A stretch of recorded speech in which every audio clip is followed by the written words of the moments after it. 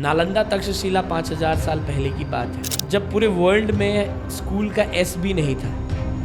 तब हमारे भारत में एक विश्वविद्यालय यानी कि यूनिवर्सिटी था, नालंदा तक्षशिला जैसे। जो एजुकेशन सिस्टम हमारे बीच में है आज के डेट में, वो एजुकेशन सिस्टम है ही नहीं। पैसा दे के फेक एजुकेशन सिस्टम में पढ़ना चाहते हो, या गवर्नमेंट के दिए गए हमारे नए एजुकेशन सिस्टम से पढ़ना चाहते हो, तो इनको पॉलिटिक्स सारे मदद लेके, जितने पावर हैं इनके बीच में, उनकी मदद लेके उस सेम चीज़ के लिए उनको 10 रुपये लेने हैं कि इंडिया के पास एक अपना नया एजुकेशन सिस्टम जो कि ओरिजिनल है आ चुका है। कि आप इंडियन एजुकेशन सिस्टम पे एक बॉलीवुड मूवी हम बनाने जा रहे हैं, जिसके बारे में हम यहाँ पे आज पॉडकास्ट पे चर्चा करेंगे और बताने आए हैं आप लोगों को कि ये मूवी जो है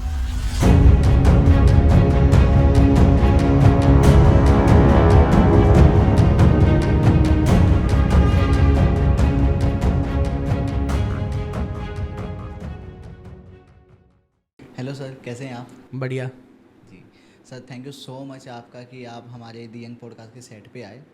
और आज हम जो कन्वर्सेशन करने वाले हैं, एक पॉडकास्ट हम करने वाले हैं जो कि बहुत ही ज़्यादा सिग्निफिकेंट होने वाला है और लोगों की लाइफ में ना एक ऐसी वैल्यू ऐड करने वाला है जिसके बिना शायद वो सर्वाइव नहीं कर पाएंगे। जी बिल्कुल।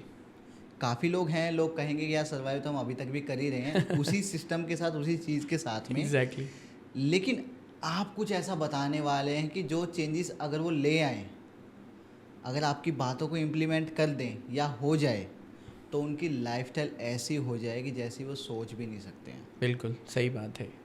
सर, आज हम बात करने वाले हैं इंडियन एजुकेशन के बारे में। और बेसिकली ये पॉडकास्ट करने का मतलब और पॉडकास्ट करने का मोटिव ये है कि आप ना एक मूवी भी लाने वाले हैं, एक बॉलीवुड मूवी आप बनाने वाले हैं। और जो ये मूवी होने वाली है ना, ये होने वाली है हमारे इंडियन एजुकेशन सिस्टम को लेके, और ये कैसे इफ़ेक्ट करती है एक मिडिल क्लास पर्सन को, एक मिडिल क्लास फैमिली को, या फिर किसी भी फैमिली को। सर, मैं बहुत ज़्यादा एक्साइटेड हूँ और बीइंग अ स्टूडेंट, मैं खुद भी एक स्टूडेंट हूँ। मेरे पास भी काफ़ी ज़्यादा क्वेश्चंस हैं आपसे, स्पेशली मूवीज़ के बारे में, क्योंकि मैं बहुत मूवीज़ देखता हूँ, बहुत वेब सीरीज़ देखता हूँ, और साथ ही साथ इंडियन एजुकेशन सिस्टम के बारे में भी, क्योंकि मैं उसी फेज़ से निकला हूँ। ऑब्वियसली आप भी निकले हो, लेकिन मैं अभी निकला हूँ। जी बिल्कुल। जी सर, तो सबसे पहले मैं आपसे थोड़ा जानना चाहूँगा कि आपको क्यों लगा कि इंडियन एजुकेशन सिस्टम को चेंजेस की ज़रूरत है, और ये चेंजेस आप एक मूवी के ज़रिए लोगों को बताना चाहोगे? जी बिल्कुल।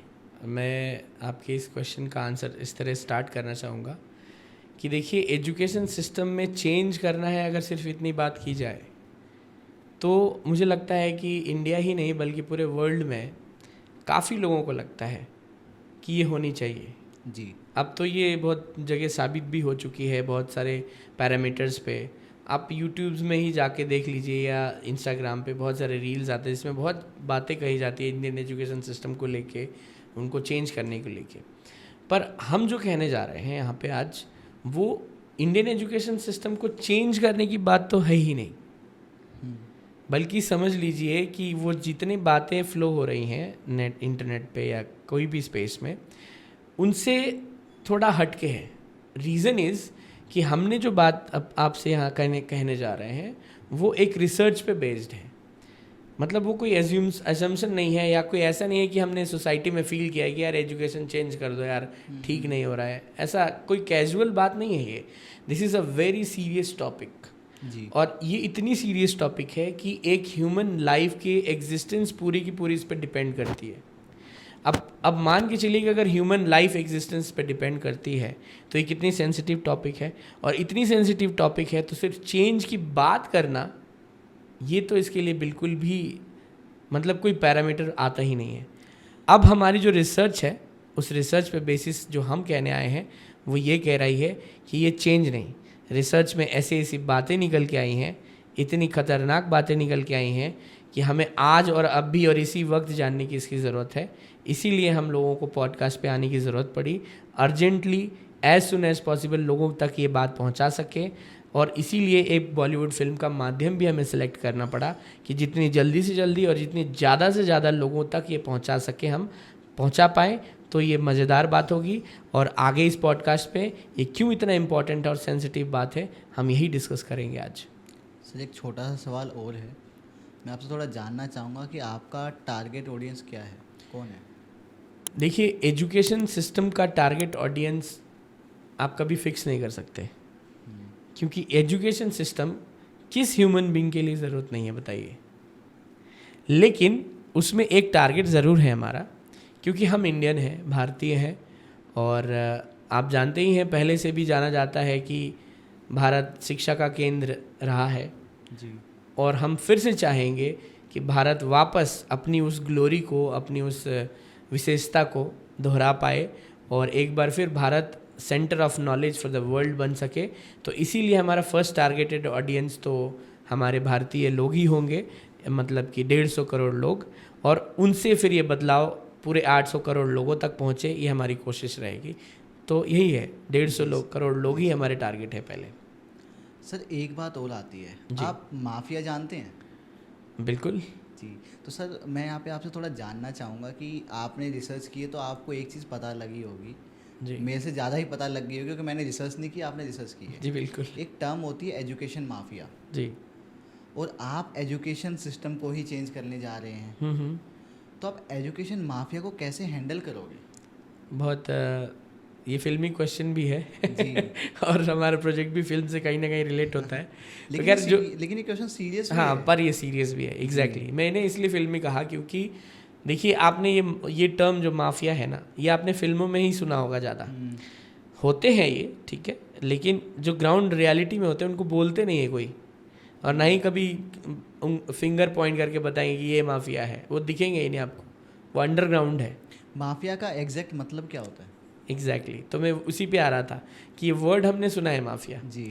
लेकिन जब आप उसको थोड़ा लूज़ करेंगे, माफिया बहुत भारी भरकम वर्ड लगता है, थोड़ा लूज़ करके देखिए और समझने की कोशिश करिए कि माफिया है क्या, तब आपको समझ में आएगा कि जैसे हम एजुकेशन सिस्टम चेंज करने की बात मैंने पहले भी कही कि हम चेंज की नहीं बात कर रहे हैं, हम आपको ऐसे रियलिटी फैक्ट्स ला के देने जा रहे हैं इस रिसर्च के बाद, जिसमें आपको पता चलेगा कि हम ये एजुकेशन सिस्टम चेंज करने की बात क्यों नहीं कर रहे हैं, बल्कि ये साबित करना चाहते हैं, और ये हमारे पास लॉजिकली प्रूव्ड है, जो हमने पूरे 4 साल की रिसर्च करके इसको ढूंढे हैं, और फिर बाकी के 6 साल उसके इम्प्लीमेंटेशन पे हमने सोल्यूशन पे काम किया है।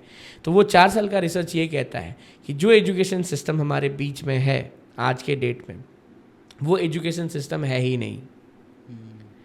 तो अब माफिया की जो बात यहाँ पे आती है, इसी तरह जब चेंज करेंगे आप तो माफिया डरावना लगेगा, लेकिन जब आप पहली बार इंट्रोड्यूस करेंगे एजुकेशन, तो इस माफिया का रोल कुछ अलग होगा, और इसीलिए ये माफिया उन लोगों के लिए डरावना है जो इस प्रेजेंट एजुकेशन सिस्टम में चलते हैं। जब हम 150 करोड़ की बात करते हैं, इंडियंस की बात करते हैं, तो उसमें हर वो व्यक्ति, चाहे वो जो भी मेंटालिटी का हो या जो भी काम कर रहा हो, वो भारतीय है, और एजुकेशन अगर हम उनके लाभ में बना रहे हैं इन जनरल, तो वो पूरा का पूरा एजुकेशन सिस्टम उन सबको आगे बढ़ाने में, डेवलप करने में हेल्प कर रहा हो, बिना किसी दूसरे का नुकसान करते हुए। जी। तो माफिया हमारे ध्यान में है कि माफिया है, पर वो एक सिचुएशन ऐसा आप क्रिएट करोगे जब इंडियन एजुकेशन सिस्टम या किसी भी एजुकेशन सिस्टम को आप फेक बनाओगे, उसका मकसद ही पूरा चेंज हो जाएगा, और वो जब वैल्यू आपके पोटेंशियल को निकालने का ना बन के पैसे कमाने का बन जाएगा, तो फिर वहाँ एंट्री होता है माफिया का। अदरवाइज एजुकेशन में कभी कोई माफिया बन ही नहीं सकता। सर मेरे हिसाब से जितना मैं समझ पाया हूँ अपनी 23-24 साल की एज में, कि मेरे हिसाब से एजुकेशन माफिया का पार्ट वो लोग हैं जो बड़े बड़े ना, जिन्होंने कोचिंग इंस्टीट्यूशंस खोल रखे हैं, बड़े बड़े जिनकी यूनिवर्सिटीज़ हैं, और जो ना केवल एजुकेशन को एक बिज़नेस की तरह चला रहे हैं और सबसे बेसिकली उसको कंट्रोल कर रहे हैं। तो वो लोग, मेरे हिसाब से वो लोग एजुकेशन माफिया का पार्ट हैं। अब इसमें ना एक बहुत ही छोटी सी चीज़ जो शायद सभी लोगों ने नोटिस की होगी, एक छोटा एग्जांपल देना चाहूँगा, हो सकता है मैं गलत हूँ। हम एक चीज़ देखते हैं कि लेट अस से कि एनसीईआरटी की बुक्स हैं। अब एनसीईआरटी की बुक्स की अगर हम कॉस्ट की बात करें, बहुत ही नॉमिनल है, कोई भी उसको अफोर्ड कर सकता है ईजीली। लेकिन अगर हम थोड़ा सा ऊपर बढ़ें, हमारे जो स्कूल्स होते हैं, कॉलेजेस होते हैं, वो जो बुक बताते हैं खरीदने को, वो कौन सी होती है? किसी प्राइवेट पब्लिशर की होती है। यानी कि अगर कोई बुक हमें 40 to 50 रुपीज़ में मिल रही है, वो हमें मिलेगी एटलीस्ट 500 रुपीज़ में। मैं ये नहीं कह रहा वर्थ इट नहीं है, अगर उससे कंपेयर करें तो वर्थ इट ऑब्वियसली है, क्योंकि उसमें हमें शायद बहुत सारे टफ क्वेश्चंस मिलेंगे, सैम्पल पेपर्स मिलेंगे और ज़्यादा डिटेल्ड में चीज़ें मिलेंगी। मैं आपसे यहाँ पे ये जानना चाह रहा हूँ सर कि क्या ये एजुकेशन माफिया की वजह से है कि हमें एनसीईआरटी में या फिर जो इजीली अवेलेबल बुक हैं बहुत ही नॉमिनल प्राइस में उनमें हमें इतना कंटेंट नहीं मिलता, लेकिन जो थोड़ी महंगी बुक है उनमें हमें भरपूर कंटेंट मिलता है? क्या ये भी एक प्लान सिचुएशन है? बहुत अच्छा सवाल है आपका। मैं आपको ये बताना चाहूँगा कि जो एजुकेशन माफिया, मैंने अभी थोड़ी देर पहले कहा कि ये होता ही नहीं है, ठीक है, इसे बनाया जाता है, पैदा किया जाता है ज़बरदस्ती। माफिया का अगर आप उसे थोड़ा एलाबोरेट करेंगे, थोड़ा लूज़ करेंगे इस वर्ड को, तो आपको पता चलेगा एक लालची व्यक्ति, ठीक है, जो ह्यूमन नेचर में थोड़ा बहुत सबके पास ही होता है, लालच, है ना, अपना जो स्वार्थ बोलते हैं ना जिसको, वो लालच सबके पास होता है। पर जिसको आप माफिया का नाम दे रहे हैं, इनके पास थोड़ा ज़्यादा है। अब मार्केट में अगर कोई चीज़ 1 रुपये वाली मिल रही है तो इनको पॉलिटिक्स सारे मदद लेके, जितने पावर हैं इनके बीच में, उनकी मदद लेके उस सेम चीज़ के लिए उनको 10 रुपये लेने हैं, चाहे किसी भी कॉस्ट पे, चाहे वो किसी को मार के ही क्यों ना मिले। इसी का नाम है बस माफिया, चाहे वो किसी भी फील्ड का हो, ठीक है। तो ये वैल्यू आपने क्रिएट किया, मैं इसलिए बोल रहा हूँ क्योंकि आपने एजुकेशन को पैसे के से आपने वो किया है, तुलना की है, उसको रिलेवेंट बनाया उससे, जबकि रियलिटी ये है कि अगर जेन्युइन एजुकेशन है या एजुकेशन सिस्टम है तो उसका रिलेशन पैसे से कभी हो ही नहीं सकता, चाहे आप ज़बरदस्ती कितना भी क्रिएट करने की कोशिश कीजिए। और जब एजुकेशन रियल ओरिजिनल आ जाए और उसका रिलेशन पैसे से ना हो तो फिर माफिया कहाँ से आएगा? माफिया क्रिएट ही नहीं होगा। तो माफिया तब है जो है काम किसके लिए कर रहा है? एग्जैक्टली तो माफिया काम करता है पैसे के लिए, वो लालच के लिए। आप एजुकेशन सिस्टम इस तरह अगर क्रिएट कर पाएंगे कि जिसमें पैसे का इन्वॉल्वमेंट या एजुकेशन के साथ कोई पैसे का रिलेशन होता ही नहीं है, ये अगर इस्टेब्लिश आप करा सकें, तो फिर आप माफिया को किसी और रूप में देखेंगे। शायद यही माफिया, क्योंकि ये इन्फ्लुएंशियल होते हैं किसी भी तरह अपनी चीज़ को रखने का, ठीक है, तो ये हमें शायद हमारे देश के बाहर जाके इसी अच्छे एजुकेशन सिस्टम को प्रमोट करने के काम में लगा सके और इनको यहाँ से ज़्यादा फ़ायदे वहाँ पे मिले, है ना, और उनको एक अच्छी इज्जत भी मिले। तो इनके पोटेंशियल को यूटिलाइज कर सकते हैं आप अच्छी तरीके से, अगर आप अच्छे एजुकेशन सिस्टम इस्टेब्लिश कर सकते हैं। वही एजुकेशन सिस्टम जो हम लोगों ने फ्रेम किया है, ये वैसा ही एजुकेशन सिस्टम आपके बीच में है। सर एक इंटरनल क्वेश्चन मैं पूछना चाहूँगा आपसे, अगर आप चाहो तो बता सकते हो। अभी आपने कहा कि अगर एजुकेशन में पैसा ना लाया जाए, दोनों को मिक्स ना किया जाए, तो माफिया का काम ही नहीं है और चीज़ें अपने आप सोल्व होती जाएंगी, ये आपका मानना है, जो कि आप बिल्कुल सही कह रहे हो जी। लेकिन अगर हम बात करें प्रैक्टिकल होने की और सही होने की, बिल्कुल दोनों अलग अलग चीज़ें होती है, प्रैक्टिकल होना, सही होना, बिल्कुल बिल्कुल। तो ये तो वो बात कही आपने जो सही है, लेकिन अगर प्रैक्टिकलिटी की बात करूँ तो क्या ये सच में प्रैक्टिकली हो पाएगा? आपका सवाल कि हम पढ़ाई कर पाएंगे बिना पैसे के, वो भी सही एजुकेशन सिस्टम के हिसाब से? बिल्कुल, ये बिल्कुल हो पाएगा। मैं आपको बता दूं, आपको ज़रूर सुनने में ये हाइपोथेटिकल लग रहा है, पर पिछले 10 साल से हमारा ये जो प्रोजेक्ट है वो सिर्फ और सिर्फ इस चीज़ को फोकस करके काम कर रहा है कि ये एजुकेशन सिस्टम जिसके बारे में हम इतनी चर्चा कर रहे हैं, तो मैं एक बार शुरू से शुरू करना चाहूँगा उसको, आपको थोड़ा डिटेल्स बताना चाहूँगा, तब ये चीज़ें आपको हाइपोथेटिकल नहीं लगेंगी। क्योंकि अभी आप क्वेश्चन पूछ रहे हो और मैं उसका आंसर दे रहा हूँ तुरंत उसी टॉपिक पे, तो आपको ये हाइपोथेटिकल लग रहा है। अब जब मैं रिसर्च की बात से शुरू करूँगा आपको और आपको डिटेल्स में बताऊँगा, तो ऑटोमेटिकली आप खुद फील कर पाओगे कि मैं जो बोलना चाहता हूँ वो क्या बात है और कैसे पैसा और एजुकेशन एक दूसरे के साथ नहीं जाती है। तो बात दरअसल यहाँ से शुरू होती है कि आपने सुना होगा नालंदा तक्षशिला का नाम जी। नालंदा तक्षशिला 5000 साल पहले की बात है, ठीक है।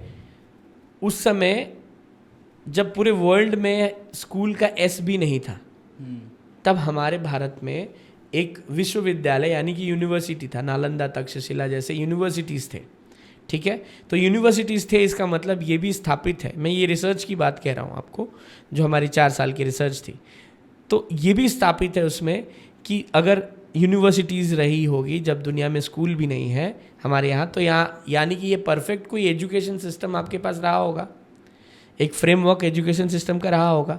अब उस एजुकेशन सिस्टम के काल के बाद यानी 5000 साल के बाद इन्वेडर्स आए और क्या क्या घटनाएं हुई, बहुत तरह की कहानियाँ हुई। कट टू आ जाइए आप मैकॉले सिस्टम, जब ब्रिटिश राज आया जी, ठीक है। तो ब्रिटिश राज में आपको फिर एक एजुकेशन सिस्टम का पूरा ढांचा मिला, एक स्ट्रक्चर मिला जिसका नाम आया Macaulay system, modern education system के नाम पे। जो सिस्टम आज भी हमारे बीच में हमारे बच्चे, हम लोग, हमारे दादा परदादा वो सारे पढ़ते आए हैं, ठीक है।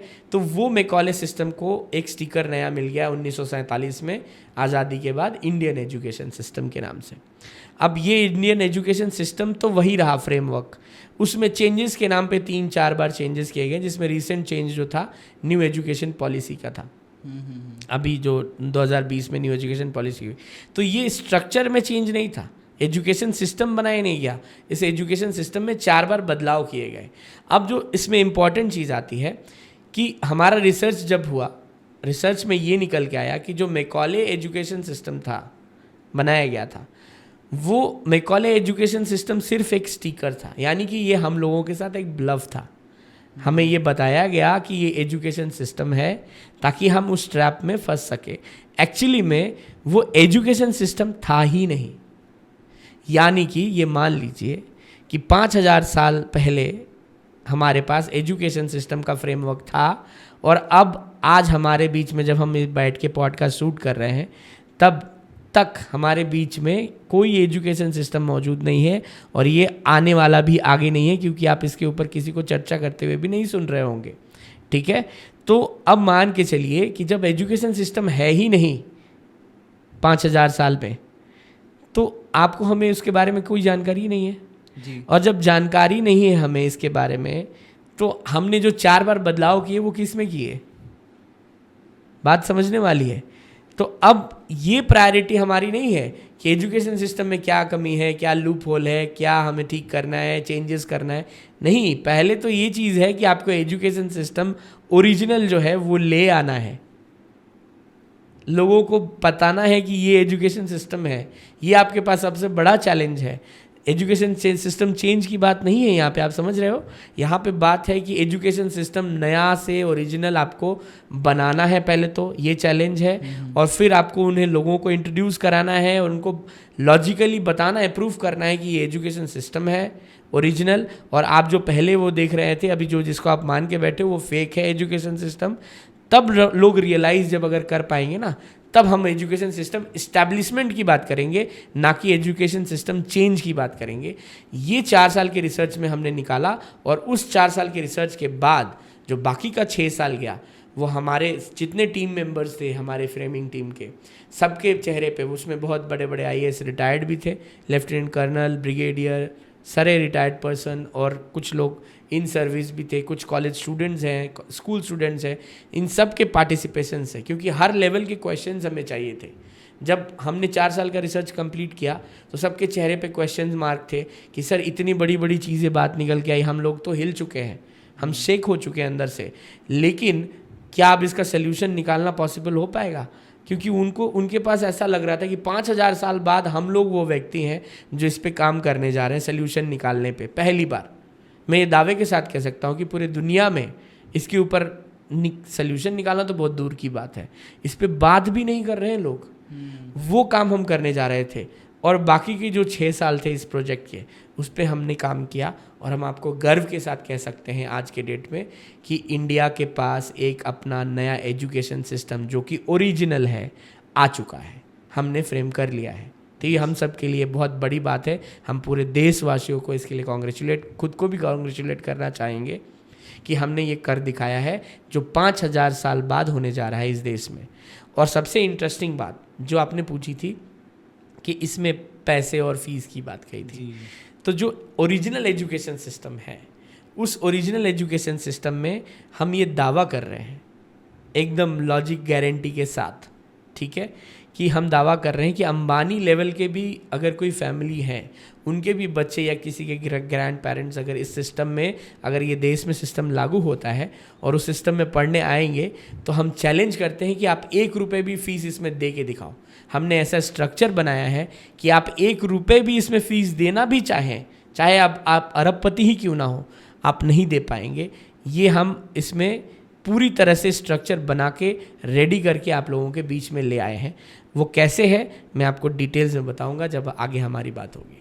जी सर, आपने अभी बात की स्ट्रक्चर की, तो अगर मैं बेसिक स्ट्रक्चर किसी से हम पूछें, किसी भी रैंडम इंसान से पूछें हम, तो वो स्ट्रक्चर एक ही बताएगा कि स्ट्रक्चर ये है हमारा कि सबसे पहले एक कोई भी बच्चा है वो नर्सरी में जाता है, फर्स्ट क्लास, सेकंड क्लास, फिर 12th करता है ऐसे ऐसे, उसके बाद वो कॉलेज में जाएगा, फिर जो भी उनको एंट्रेंस देना तो एंट्रेंस देगा। ये बेसिक स्ट्रक्चर है, मतलब मेरे हिसाब से, और आप रैंडमली किसी से पूछोगे तो उनके हिसाब से। तो आपका जो एजुकेशन सिस्टम जो आप इंट्रोड्यूस करने वाले हैं, चेंज नहीं, मैं समझ के आऊँ कि आप चेंज नहीं करना चाहते, आप इंट्रोड्यूस करना चाहते हैं। एग्जैक्टली, ये सही वर्ड आपने यूज़ किया। तो आप जो इंट्रोड्यूस करोगे एजुकेशन सिस्टम, उसमें स्ट्रक्चर इससे डिफरेंट होगा, ये कैसे होगा? बिल्कुल, क्योंकि नॉर्मली पता है क्या होता है, एक स्टूडेंट है ना अपनी लाइफ के लगभग 15 साल पढ़ने में गुजारता है, जो कि एक एसेंशियल पार्ट है। लगभग अपनी लाइफ ही कर दिया, लाइफ का 1/4 पार्ट तो सीधा हो गया है। बिल्कुल। तो ये जो आपने अभी यूज़ किया वर्ड इंट्रोड्यूस, एक्चुअली ये इंट्रोडक्शन ही है। तो मैं इसको यहाँ से शुरू करना चाहूँगा कि जैसे मैंने पैसे की बात कही आपको, ठीक है, एक छोटा सा एग्जाम्पल लेके मैं आपको बताना चाहूँगा, ठीक है, कि हमारे एजुकेशन सिस्टम में और जो अभी चल रहा है उस फेक एजुकेशन सिस्टम में क्या डिफरेंस है। मेजर बहुत सारे पॉइंट्स हैं, लेकिन उनमें से भी जो मेजर पॉइंट है जो आपको समझने वाली बात, क्योंकि बहुत लोगों को दिक्कत रहती है कि फ़ीस बहुत ज़्यादा है, ऐसा वैसा, ये चर्चा करते हैं लोग। तो मैं इसी पॉइंट से आपको पहले शुरू करना चाहूँगा समझाने का, कि आपने गोबर तो देखा होगा ना जी, काउडंग जिसको बोलते हैं, गोबर, और आपने गुड़ भी देखा होगा, ठीक है। अगर हम दोनों का एक साइज सिमिलर बना लें, ठीक है, दिखने में दोनों सेम लगेंगे, हाँ सिमिलर है, लगभग दूर से आपको दिखने में सेम लगेंगे। तो ये कुछ इसी तरह का है ओरिजिनल एजुकेशन सिस्टम और फेक एजुकेशन सिस्टम, इसी गुड़ और गोबर की तरह है। कैसे, मैं इसको आपको एग्जाम्पल के रूप में समझा रहा हूँ ताकि इजी भाषा में आप समझ सके मैं क्या कहना चाहता हूँ। बहुत टेक्निकल टर्म्स नहीं यूज़ करना पड़ेगा। कि आप समझो कि किसी ने कभी देखा ही नहीं है कि गुड़ कैसा होता है, यानी कि एजुकेशन सिस्टम कैसा होता है जी। आप ओरिजिनल गुड़ को एजुकेशन सिस्टम मान लो, ठीक है, और आपको पहली बार, क्योंकि उसे भी नहीं मिल रहा है गुड़, ठीक है, तो वो क्या करता है कि गोबर को गोल बनाता है, एक गोल बना देता है भेली की तरह गुड़ का, और उसमें आपको ले आके बताता है कि ये रहा गुड़, यानी कि ये रहा ओरिजिनल एजुकेशन सिस्टम जो मैकॉले ने किया। समझिए बात को जी, ठीक है। अब इस गुड़ को आपको चखने के लिए दे देता है। जब आप चखते हो तो बोलते हो भाई इसमें तो मज़ा ही नहीं आ रहा है, ये तो गुड़ तो सुना था मैंने मीठा होता है, ठीक है, ये तो बिल्कुल भी मीठा नहीं है बल्कि अलग ही टेस्ट आ रहा है। तो उसने आपको कहा पहले से, देखिए पैसा कैसे रिलेट हुआ एजुकेशन से, तब उसने कहा कि कुछ चीनी डालो इसमें, ठीक है। अब वो चीनी क्या था, वो चीनी था आपका पैसा, पैसा है चीनी। तो गुड़ में जो गोबर वाला गुड़ था उसमें चीनी लोगों ने डाल दिया, यानी पैसा डाला पहली बार, ठीक है। अब ये गुड़ थोड़ा सा मीठा लगने लगा, मतलब जो फेक गुड़ बनाया गया है बेली गोबर का, वो आपको थोड़ा मीठा लगने लगा। तो फिर उसने कहा मीठा लगा ना, लोगों ने कहा हाँ मीठा तो लगा, और मीठा होना चाहिए, गुड़ तो ज़्यादा मीठा होता है नेचुरली, तो वो और थोड़ा डाले। अब रिसोर्सफुल जितने आप हैं उतने ज़्यादा चीनी डाल रहे हैं। आप अंबानी है, अडानी है, तो बहुत ज़्यादा चीनी डाल सकते हैं सॉरी। तो इसमें तो आपको जो मीठा चाहिए था एक्चुअली में गुड़ का, वो आ गया पूरा, बल्कि उससे ज़्यादा आ जाएगा, ठीक है। अब आप मान लिए कि यही गुड़ है, बढ़िया गुड़ के लिए आपको बढ़िया चीनी यानी कि पैसा मिलाना पड़ेगा। तो ये है हमारा आज का एजुकेशन सिस्टम।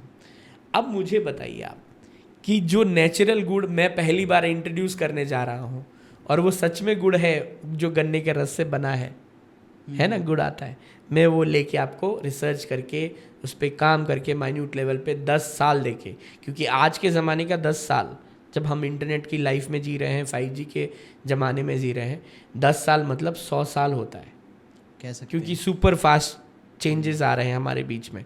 ऐसे ज़माने में 10 साल पेशेंस रख के काम करना बहुत ही टफ काम था हमारे लिए, पर हमने वो कर दिखाया, और शायद उसी का नतीजा है कि नेचर ने हमें इस गिफ्ट से नवाजा और एक इतना बड़ा काम हम लोग कर पाए। तो अब हम लोग जो एजुकेशन सिस्टम लेके आए हैं वो असली गुड़ है। अब मुझे बताइए कि अब जो ये ओरिजिनल हम लोग एजुकेशन सिस्टम और गुड़ लेके आए हैं, आप कितना चीनी इसमें मिलाना चाहोगे? मैं तो गुड़ ही खाना चाहूँगा सीधा, चीनी क्यों खाएंगे ना, अब आप टेस्ट करते ही बोलोगे इसमें चीनी की क्या ज़रूरत है यार। चीनी की जरूरत क्या है जब हमारे पास गुड़ अवेलेबल ये है। तो नेचुरली मीठा आता है। जी। ठीक है, अब आप बोलोगे नहीं मैं अंबानी हूँ, मैं तो डालूंगा पैसा, डाल के दिखाओ इसमें। क्यों डालोगे, कोई सेंस बनता है क्या? अगर आप डालोगे तो आप मजाक के पात्र बन जाओगे, है ना। जी। तो हमने अभी थोड़ी देर पहले जब कहा आपको कि एजुकेशन सिस्टम हमने ऐसा स्ट्रक्चर बनाया है कि जिसमें आप चाहोगे भी तो नहीं डाल सकते पैसा। अब आप समझ गए मैं क्या बोलना चाहता था। तो जो आपने डिफरेंस की बात कही ना अभी के एजुकेशन सिस्टम और हमारे एजुकेशन सिस्टम में, क्योंकि ये आउट ऑफ द लीग है क्वेश्चन, ठीक है, तो मैं आपको एग्जांपल्स इसी तरह के दे के समझा सकता हूँ, क्योंकि वो कभी हुआ नहीं है प्रैक्टिस हमारे देश में या किसी दुनिया के किसी कोने में, ये पहली बार आने जा रहा है। तो मैं इसीलिए आपको ये गुड़ और गोबर का एग्जाम्पल देके मैंने समझाया। आई होप आप समझ पाए होंगे कि ये जो नेचुरल होता है और जो फेक होता है, ब्लफ किया जाता है, उसमें क्या डिफरेंसेस है। बतौर मैकॉले ने अपने देश के लिए बहुत अच्छा काम किया। अब इस बार बारी हमारी है इंडियंस की कि हम अपने देश के लिए कुछ अच्छा काम करें, मैकॉले सिस्टम को हटाएं और एक जेन्युइन फेक एजुकेशन सिस्टम के बदले ले आए। सर एक और बात जी। कि देखो हर किसी इंसान को ना कहीं से इंस्पिरेशन मिलती है। जी बिल्कुल। या तो वो खुद की लाइफ हो सकती है या तो कहीं पर कुछ अच्छी चीज़ देखता है जिसको वो कॉपी करने की कोशिश करता है या फिर वहाँ से कुछ चेंजेस करके कॉपी करके इम्प्लीमेंट करता है। जी। मैं आपसे थोड़ा जानना चाहूँगा जितना मेरे हिसाब से चीज़ें हो सकती हैं कि या तो आपको इंस्पिरेशन मिला होगा जो लॉर्ड मैकॉले से पहले जो हमारा एजुकेशन सिस्टम था वहाँ से, या तो आपको मिला होगा जो फॉरेन कंट्रीज़ में, क्योंकि एक ना एजुकेशन को ना ग्लैमराइज कर दिया गया है खासकर जो फॉरेन एजुकेशन है, या तो आपको वहाँ से इंस्पिरेशन मिली होगी, कुछ इंस्पिरेशन आपको मिली होगी खुद के जो स्ट्रगल्स आपने देखे लाइफ में जब आप खुद पढ़ते थे, अभी आपके बच्चे पढ़ रहे होंगे तो उनसे जो आपको सीखने को मिला है आसपास के लोगों से। बेसिकली ये तो मेरा मानना है कि आप यहाँ से शायद आपने सीखा होगा या फिर यहाँ चीज़ें उठाई होंगी। रियलिटी में आपका इंस्पिरेशन कहाँ से आया है? तो रियलिटी ये है कि हमारा इंस्पिरेशन सिर्फ और सिर्फ मेरे लाइफ से आया। ओनली आपकी लाइफ? सिर्फ मेरे लाइफ से आया। और हर व्यक्ति के पास, मैं आपको बता दूं कि आपको इसमें कोई शक करने की ज़रूरत नहीं है कि आप अपने आप में बहुत बहुत मतलब आप इमेजिन नहीं कर सकते to the power of infinity आप खुद वैल्यूएबल हो, ठीक है। और इसीलिए ये सारा का सारा चीज़ मुझे खुद में आया। रीज़न ये है कि देखिए नेचर ने किसी भी इंसान को, सिर्फ मुझे ही नहीं, किसी भी इस धरती पे इंसान को कहीं से भी आप पिक कर लीजिए, कोई भी इंसान, और वो इंसान नेचर का सबसे हाईएस्ट क्रिएशन माना जाता है। जी। आप अग्री करते हैं इसके साथ? बिल्कुल 100%। तो अगर ये इंसान हाईएस्ट वैल्यू है, हाईएस्ट क्रिएशन है इस प्रकृति का, जो सबसे सुपर पावर है, नेचर ही जो सुपर पावर है, ये सुपर पावर का अगर सबसे कीमती चीज़ है, वैल्यूएबल चीज़ है, तो ये क्यों है? ये क्वेश्चन नहीं उठता? जी। ठीक है। और ये क्वेश्चन उठाने के लिए मुझे किसी और को देखने की क्या ज़रूरत है? मैं खुद भी एक इंसान हूँ, मैं भी ह्यूमन हूँ, ठीक है। तो जब हम एक ह्यूमन है और ये स्थापित है, सब अग्री करते हैं इस बात पे कि हम एक हाईएस्ट क्रिएशन है इस नेचर के, तो फिर वो वजह क्या है कि हम हाईएस्ट क्रिएशन है? तब आपको वहाँ से एक सवाल का जवाब उठ के आता है कि आप इसीलिए वैल्यूएबल हो क्योंकि आपके अंदर एक क्षमता, जिसको आप इंग्लिश में पोटेंशियल कहते हैं, एक पोटेंशियल आपके जन्म से, कई हमारे महापुरुषों ने भी इसको मेंशन किया है, स्वामी विवेकानंद जैसे लोगों ने भी किया है, कि आपके अंदर ही नॉलेज जो है रिसाइड करता है, ठीक है। तो उसी तरह जो पोटेंशियल है वो नेचर ने आपके जन्म के साथ आपके अंदर दे के भेजा है। बस हमारा रोल ये है कि जो पोटेंशियल हम लेके आए हैं जन्म से, उसको हम बाहर कैसे निकालें। अब जब बाहर कैसे निकाले की बात आती है तो कोई ना कोई औजार तो है, कोई ना कोई टूल तो है जो इसे बाहर निकालती होगी, ठीक है।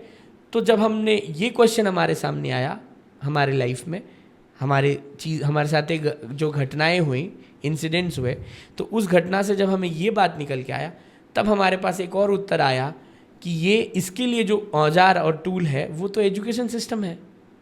यानी कि हमारे अंदर जो ताकत है, जो हमें हाईएस्ट क्रिएशन बनाता है, वो ताकत सिर्फ और सिर्फ एजुकेशन सिस्टम द्वारा ही निकाला जा सकता है, ठीक है। यानी कि इससे स्थापित हुआ कि एजुकेशन सिस्टम ओरिजिनल तभी है जब ये आपके अंदर की ताकत जो आप जन्म से लेके आए हो उसे निकालने में सक्षम है, ना कि हमने कुछ प्रोपागेंडा सेट करके रखे हैं, जैसे कि कंपनीज, एयरलाइंस, रेलवेज, फैक्ट्रीज जो हमारे बीच में मौजूद हैं, जिसके लिए हम पूरी ज़िंदगी, जैसे आपने कहा 15 साल खपा देते हैं बच्चे, है ना, एजुकेशन सिस्टम जो अभी बोला जा रहा है जिसको, ठीक है, उसमें 15 साल दे देते हैं, अपनी लाइफ दे देते हैं, माँ बाप अपने पूरा कमाई दे देते हैं, खून पसीना, यहाँ तक कि गुर्दे किडनी भी बेच रहे हैं आजकल तो पढ़ाने के लिए लोग, ऐसी स्थिति भी आ गई है।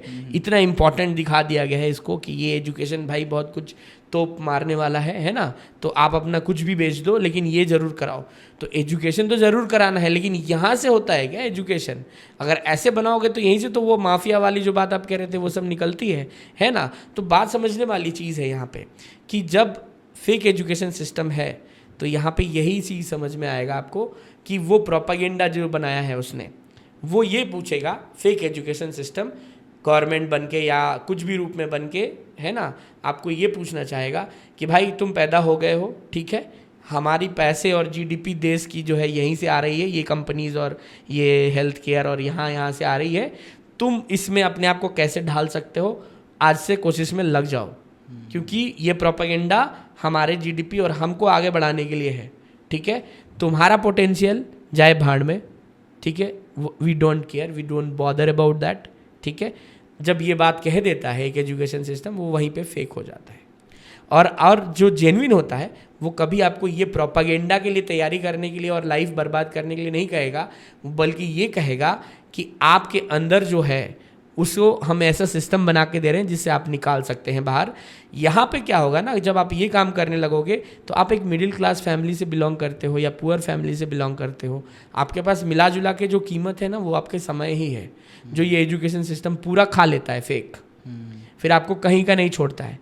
और उसके बाद आपको समाज में इज्जत बनाने के लिए शादी और बच्चे भी करने हैं, और फिर उसको उसी रैट रेस में दौड़ाने के लिए मजबूर हो जाते हैं। यानी कि ये फेक एजुकेशन सिस्टम आपको कहाँ ला के छोड़ा है और क्यों आप कुछ नहीं कर पाते हैं, आप इस बात से समझ सकते हैं। लेकिन सर एक चीज़ और है कि आपकी सारी ही बातें सही हैं जी, बट एक थॉट जो आई थिंक किसी के भी माइंड में आएगा आपकी बात सुनने के बाद, आपने मेरा क्वेश्चन जो था उसका आंसर आपने सीधा दिया डायरेक्ट कि जो इंस्पिरेशन है वो आपकी खुद की लाइफ है। हाँ बिल्कुल। लेकिन इसके दो पहलू हो सकते हैं। एक तो ये कि आपकी खुद की लाइफ है ना, तो आपको एक एक बारीकियाँ पता है, आप उनके ऊपर काम कर सकते हैं। बिल्कुल। दूसरी बात ये हो सकती है कि देखो हर किसी की लाइफ, हर किसी की सिचुएशन और हर किसी का पोटेंशियल जिसके बारे में बात कर रहे हैं वो सबका अलग अलग होता है। बिल्कुल है अलग। तो आपकी लाइफ में जो हुआ, आप उस जो भी हुआ उस छोटी सी चीज़ से आप पूरे एजुकेशन सिस्टम को कैसे हिला दोगे? देखिए, मैंने ये बात बोलना चाहूँगा कि ये काम सिर्फ मैं ही नहीं कर सकता, ये कोई बहुत बड़ा तोप मारने वाला बात नहीं है। आपके पास एक लोगों का पूरा ग्रुप होना चाहिए। बिल्कुल, आप ये काम अकेले कभी नहीं कर सकते, और मैं ये बोल रहा हूँ कि ये काम कोई भी कर सकता है, दोनों ही बात बोल रहा हूँ मैं जी। क्यों बोल रहा हूँ, आपको समझने की ज़रूरत है। अगर आपने समझ लिया कि आपके अंदर क्या ताकत है एक ह्यूमन होने के नाते, ठीक है, तो ये आप कर सकते हो, और वो उसके लिए किसी ने किसी को नहीं रोका है। लेकिन मिडिल क्लास जो सिचुएशन आपके बीच में आ जाता है पैदा होके, और जो ये आपको ट्रैप में फंसाता है, यहाँ पे तो आप मजबूर इसीलिए हो जाते हो कि वो उसके पावर को ना समझ पाओ, ठीक है। और उस ट्रैप को मैंने पर्टिकुलरली अपने लाइफ में जो इंसिडेंट्स हमारे साथ हुए हैं उसमें बीट करने का कोशिश किया है। हाँ, इसमें जान का भी रिस्क है आपका जी, आपके लाइफ का रिस्क है इसमें, लेकिन किसी न किसी को तो बिल्ली के गले में घंटा बांधना ही पड़ेगा। तो शायद नेचर ने मुझे चुना इस काम के लिए, और मैं बहुत ही ज़्यादा अपने आप पे प्राउड फील करता हूँ कि मैं इसका छोटा सा भी हिस्सा बन पाऊँ। ये मेरे लिए बहुत बड़ी बात होगी। अगर मैं कोई और काम कर रहा होता तो शायद मुझे इतना गर्व महसूस नहीं होता कि आज मैं इस टॉपिक पे बैठ के ये काम और ये सल्यूशन ढूंढ के बैठा हूँ, है ना। तो अपने आप में गर्व फील होता है। और ऐसा बिल्कुल नहीं है कि ये सिर्फ मैं ही कर सकता हूँ, कोई भी कर सकता है यहाँ पे, बजाय वो समझ ले कि उसकी जो ताकत है वो क्या है। अगर वो ताकत समझ पाएगा तो ये बहुत बड़ी बात नहीं है, नहीं समझ पाएगा तो ये बहुत मुश्किल काम है। सर मैं आपको कॉन्ग्रेचुलेशंस कहना चाहूँगा सबसे पहले तो कि आपने इतनी बड़ी बात सोची और उसको इम्प्लीमेंट भी किया, और मैं भी काफ़ी ब्लेस्ड खुद को समझता हूँ कि मैं आपके साथ बैठ के ये सब बातें कर रहा हूँ। मेरे कुछ क्वेश्चंस बहुत ही डायरेक्ट हो सकते हैं, उनका मोटिव बस यही है कि लोगों के पास सही चीज़ पहुँचे। बिल्कुल। अब जब भी आप ये बातें कर रहे हैं ना पैसे की, फीस की, या फिर आपने कहा कि मुझे जान का भी खतरा है, तब ना एक ही बात मेरे पास वापस से घूम के आई है कि अगर आपका एजुकेशन सिस्टम जो है वो इंट्रोड्यूस हो गया, जिस तरीके से आप बता रहे हो उसी तरीके से हुआ, तो जितने भी ये बड़े बड़े मैं कहूँगा बिजनेसमैन हैं जो एजुकेशन में घुसे हुए हैं, उनकी दुकानें बंद हो जाएंगी। और पता नहीं कितने ही ऐसे छोटे छोटे या बड़े बड़े कोचिंग सेंटर्स हैं, मैं डायरेक्टली कह रहा हूँ, कोचिंग सेंटर्स हैं जिन्होंने इसको बिजनेस बना रखा है, जो लोगों के साथ फ्रॉड करते हैं। बिल्कुल जी। जो मतलब बेचते हैं एजुकेशन को ये कह के कि भाई बस तुम यहाँ आ जाओ, और उसके बाद लोग क्या करें सबको पता है। मैं बात करता हूँ कोटा की। कोटा एक हब है एजुकेशन का। बिल्कुल। और वहाँ पर इतने सुसाइड होते हैं हर साल। क्यों होते हैं? कहीं ना कहीं दिक्कत है हमारे एजुकेशन सिस्टम में। और सबसे बड़ी बात पता है क्या है? इसका मैं एक बहुत बड़ा रीज़न मैं मानूंगा इन इंस्टीट्यूशंस को जहाँ पर बच्चे जाके पढ़ रहे हैं, क्योंकि कहीं ना कहीं वो या तो उनका माइंडसेट बिल्डअप ही नहीं कर पा रहे हैं कि अगर उनके साथ ऐसा हो जाए वो फेल हो गए तो क्या करना है। तो पहली बात, पास और फेल का सिस्टम ही क्यों रखना। तो बहुत अच्छा सवाल आपने पूछा जी, लेकिन मैं इसका चौंकाने वाला थोड़ा जवाब देने वाला हूँ आपको। जी बताइए।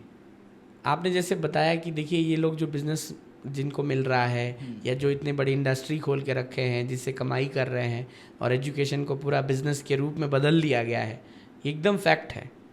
जो फेक है एजुकेशन सिस्टम उसको बिजनेस के रूप में बदल दिया गया है। पर मैं आपको बताने जा रहा हूँ कि जो सिस्टम हम लाने जा रहे हैं, पहले तो मैं उसका नाम आपको बता दूँ। इसका नाम जो हमने फ्रेमिंग किया है वो है जेपी सिस्टम। और ये जो हम लाने जा रहे हैं जेपी सिस्टम, जिसे हम चाहते हैं कि देश में इम्प्लीमेंट हो इन सारी चीज़ों को करने के लिए, ये इनमें से किसी भी बिजनेस को बंद नहीं करने वाला। लेकिन सर आपने कहा कि इसमें पैसे नहीं देने हमें। बिल्कुल। तो पैसा कैसे जाएगा उनके पास? मैं एग्जैक्टली मैं वही बताना चाहता हूँ, मैं आता हूँ उस पर। मैं यही बताना चाहता हूँ कि जो हमने सिस्टम फ्रेम किया है उसमें हमने ये ज़रूर एकदम कंसिडर किया है कि 150 करोड़ इंडियंस, मतलब 150 करोड़ इंडियंस, हमें यहाँ पे किसी को छोटा बनाना, हरा देना, निकाल के फेंक देना, उनको डिस्क्रिमिनेट फील कराना, उनको बेइज्जती फील कराना, उनसे लड़ना, ये सब चीज़ें नहीं हमें करना। हम यहाँ पे सिर्फ और सिर्फ ओरिजिनल एजुकेशन सिस्टम को इंट्रोड्यूस करने आए हैं। हम सिस्टम को इस देश में इम्प्लीमेंट करेंगे बिना किसी सिस्टम को बंद किए। और आपका चॉइस होगा कि आप पैसा देके फेक एजुकेशन सिस्टम में पढ़ना चाहते हो या गवर्नमेंट के दिए गए हमारे नए एजुकेशन सिस्टम से पढ़ना चाहते हो, जिसमें पैसा देना की तो बात मैंने पहले ही कह दी, इम्पॉसिबल है, आप दे के दिखा दो, ठीक है। इसमें पैसा देना ही नहीं। यानी कि आप समझ रहे हो बात। हम किसी को यहाँ पे लड़ना क्यों चाहते हैं? हम इंडियंस हैं, हम सभी एक दूसरे को मदद करें आगे बढ़ने में, तभी तो इंडिया बढ़ेगा ना। हम इंडिया में लड़ के किसी से आगे नहीं बढ़ सकते कभी। अगर इस सोच के साथ कोई जी रहा है, लगभग सारे लोग ही जीते हैं कि हमारा कंपटीशन है, हम उसको दबा देंगे और हम जीत जाएंगे, तो उसमें इंडिया हार जाएगा। ठीक है, हम अगर इतने बड़े, कितनी सारी इंस्टीट्यूशंस बन गई हैं, सब कुछ है, तो हम क्या बोले कि फिर नहीं, हमने दावा कर दिया, बहुत अच्छा बना लिया, हमें नेचर ने ये ताकत दे दिया, तो हम घमंड कर ले, कॉन्फिडेंस करो, सबका बंद करवा दे, क्योंकि हमको पब्लिक पसंद करेगी, क्योंकि उनके बच्चे को फ्री में वो सारी चीज़ें मिल रही हैं जो कभी उन्होंने सोचा नहीं था, इसीलिए उनको ऊपर हम रौब झाड़ेंगे? नहीं, बिल्कुल नहीं। हम बस इंट्रोड्यूस करेंगे, और अगर लोगों ने ये सिलेक्ट किया तो ये सिस्टम ही लोगों का सिस्टम होगा। और उनके लिए अब आपके मन में ये क्वेश्चन होगा कि तो फिर उनका क्या होगा? मान लीजिए कि आपने बंद नहीं कराया, ठीक है, और उनकी इंस्टीट्यूशंस भी चल रही हैं, आपका सिस्टम भी सरकार ने लागू करवा दिया पब्लिक के डिमांड पे, ठीक है, तो अब पब्लिक डिमांड पे आपका एजुकेशन सिस्टम लागू हो गई है और उनकी भी चल रही है एजुकेशन मिनिस्ट्री के अंडर में। तो अब क्या होगा कि वो बोलेंगे कि भाई सब तो चले जा रहे हैं आपके गवर्नमेंट सिस्टम में, जो कि अपने आप में एक मज़ेदार बात होगी। अभी क्या होता है कि लोग गवर्नमेंट छोड़ के कहाँ जाते हैं? प्राइवेट में। उस टाइम आप ये ट्रांजिशन देख पाएंगे कि वहाँ से लोग छोड़ के आ रहे हैं गवर्नमेंट में। अभी एक छोटा सा ट्रांजिशन हमें दिखाई दिया है। अगर मैं दिल्ली की बात करूं, दिल्ली में जो एजुकेशन सिस्टम है ना, कंपेरेटिवली पहले से काफ़ी अच्छा हो गया है। मैं किसी पार्टी के उसमें नहीं बोल रहा, मैं जो रियलिटी, ग्राउंड रियलिटी, उसके बारे में मैं बात कर रहा हूँ। ये भी बहुत अच्छा आपने एक टॉपिक उठाया, इस पर भी बोलना चाहूँगा मैं। तो अगर वो एक छोटा चेंज है, जबकि आप तो एक बहुत बड़े चेंज की बात कर रहे हैं, बिल्कुल, तो वहाँ से अगर लोग प्राइवेट छोड़ के गवर्नमेंट में आ सकते हैं तो I got my answer. यही बात मैं बता रहा हूँ कि जैसे कि यहाँ पे आ जाएगा सवाल कि लोग छोड़ के आ रहे हैं, तो जो इंस्टीट्यूशंस पैसे दे के बनाए हैं या चला रहे हैं उनका क्या होगा? ठीक है, उस टाइम में हमारे लिए स्ट्रक्चर में उनके लिए भी प्रोविजंस हैं, बहुत अच्छे से बनाए गए हैं स्ट्रक्चर्स। ठीक है, कि जब गवर्नमेंट ने सिस्टम बनाया है, ठीक है, और आप चाहते हो इसी इंडस्ट्री में ही रहना, ठीक है, तो आपको उसमें हमने बहुत अच्छा एक स्ट्रक्चर बनाया है जो गवर्नमेंट आपको खुद ही सिस्टम दे देगी जिसमें आप पढ़ाओगे। बस उसमें ये होगा दिक्कत कि आप डायरेक्टली पेरेंट्स से फीस नहीं ले पाओगे, फीस जो है आपको गवर्नमेंट वहाँ पे करेगी। आप उनको मदद कर सकते हो गवर्नमेंट को इंस्टीट्यूशंस को बनाने में, बढ़ाने में, क्योंकि ऑलरेडी आपके पास इंफ्रास्ट्रक्चर्स भी है और उसमें से कुछ जो चीज़ें नहीं लगेंगी उनको चेंज करके आप अपने हिसाब से बना भी सकते हो, और उसके लिए जो भी खर्च लगेगी वो गवर्नमेंट आपको पे करेगी, ना कि कोई स्टूडेंट्स और वो, क्योंकि ये गवर्नमेंट का काम है। एजुकेशन सिस्टम हमारा है और इसलिए गवर्नमेंट का काम है, क्योंकि ये एजुकेशन सिस्टम पे जो अब पैसा लगेगा, जो हम सिस्टम की बात कर रहे हैं, सॉरी इसमें जो पैसा लगेगा ये पैसा खर्च करने के लिए नहीं है, ये पैसा इन्वेस्टमेंट है जी। और इसमें जो पैसा लगेगा ना उससे आप 10 गुना पैसा कमाओगे वापस। जबकि अभी जो पैसा लगा रहे हो एजुकेशन सिस्टम पे वो खर्च कर रहे हो आप हर साल 1 लाख करोड़, है ना। यहाँ पे आप पैसा लगा के इन्वेस्टमेंट करके वापस उस पोटेंशियल से बच्चों के कमा रहे हो, ठीक है। तो यहाँ पे कुछ अलग सीन होगा, इसीलिए उनको घबराने की ज़रूरत नहीं होगी, उन्हें भी पैसा मिलेगा अगर वो इसी में स्टे करना चाहते हैं। Otherwise if they want to change their business, क्योंकि उनका दुकान खाली हो गया, तो ये उनकी चॉइस है, इसमें हम तो कुछ नहीं उनको बोल रहे हैं। पहली बात। दूसरी बात, आपने जो दिल्ली की मेंशन की अभी आप जी, कि बहुत अच्छा बात आपने कहा कि एक एग्जांपल है कि यहाँ पे एजुकेशन सिस्टम अच्छा है, ठीक है। मैंने आपको शुरू में ही अभी हमारे पॉडकास्ट में बात हो रही थी तो इसी पे बात किया हमने कि एजुकेशन सिस्टम तो है ही नहीं, तो उन्होंने ज़रूर अच्छा किया होगा इंफ्रास्ट्रक्चर, ज़रूर अच्छा किया होगा टेबल, ज़रूर अच्छा किया होगा डिजिटल बोर्ड, ज़रूर अच्छा किया होगा टॉयलेट, इसमें एजुकेशन कहाँ आता है? गौर करने वाली बात आपको समझने की जरूरत है। इंफ्रास्ट्रक्चर जो है वो चेंज हुआ है, बिल्कुल। और इंफ्रास्ट्रक्चर तभी आती है जब एजुकेशन हो। एजुकेशन सिस्टम ही नहीं हो आपके पास तो आप इंफ्रास्ट्रक्चर बनाओ ना बनाओ, महल बनाओ, पिटारी बनाओ, क्या फ़र्क पड़ता है उससे। तो अगर आप कहने के लिए कहो कि हाँ कि भाई यहाँ के सरकार ने सरकारी बिल्डिंग्स को अच्छे बना दिए, तो मैं आपको 100% अग्री कर लूँगा कि हाँ इसीलिए शायद सरकारी बिल्डिंग्स में लोग आने लगे। लेकिन एजुकेशन सिस्टम अच्छा बना दिया, ये तो मैं बिल्कुल भी इग्नोर करूँगा और -10% बोलूँगा कि ये कभी नहीं, किसी ने भी नहीं किया, इस पर चर्चा भी नहीं है किसी की। सर हमारे आसपास ना 2 टाइप के लोग हैं जी। एक तो वो टाइप के लोग हैं जो कि ना एजुकेशन में पैसा लगाए जा रहे हैं इस आस में कि हमें एक अच्छी जॉब मिलेगी, उसके बाद हम पैसा तो रिकवर कर ही लेंगे, हमारी लाइफ सेटल हो जाएगी। ये हैं फर्स्ट टाइप के लोग। दूसरे टाइप के लोग हैं जो मैं कहूँगा कि डायरेक्टली लोग समझ जाएंगे किस बारे में बात कर रहा हूँ। एक वेब सीरीज़ है पंचायत करके। अच्छा, हाँ। तो उसमें एक लाइन है सेकंड सीजन में, एक लाइन है कि पूछा जाता है कि अच्छा तुम्हें MBA करनी है, कितने पैसे लगे हैं? वो कहती है कि 10 से 15 लाख। तो कहता है तो भाई एजुकेशन में क्यों लगा रहे हो? 10 से 15 लाख में एक गाड़ी निकला, उसको रेंट पे लगाओ, देखो कैसे पैसा आता है। बात दोनों सही है बिल्कुल कि एजुकेशन किस लिए कर रहे हो? हाँ। जॉब के लिए ना। हाँ। तो मैं ना सबसे पहले तो ये थोड़ा सा ना कन्फ्यूज़न है कि लोग पता है क्या करें, 10 से 15 साल अपनी लाइफ की दे रहे हैं, पैसा भी लगा रहे हैं, उनका मोटिव ना एजुकेशन लेना नहीं है। मैं कहना क्या चाहता हूँ यहाँ पे, उनका मोटिव कुछ सीखना नहीं है।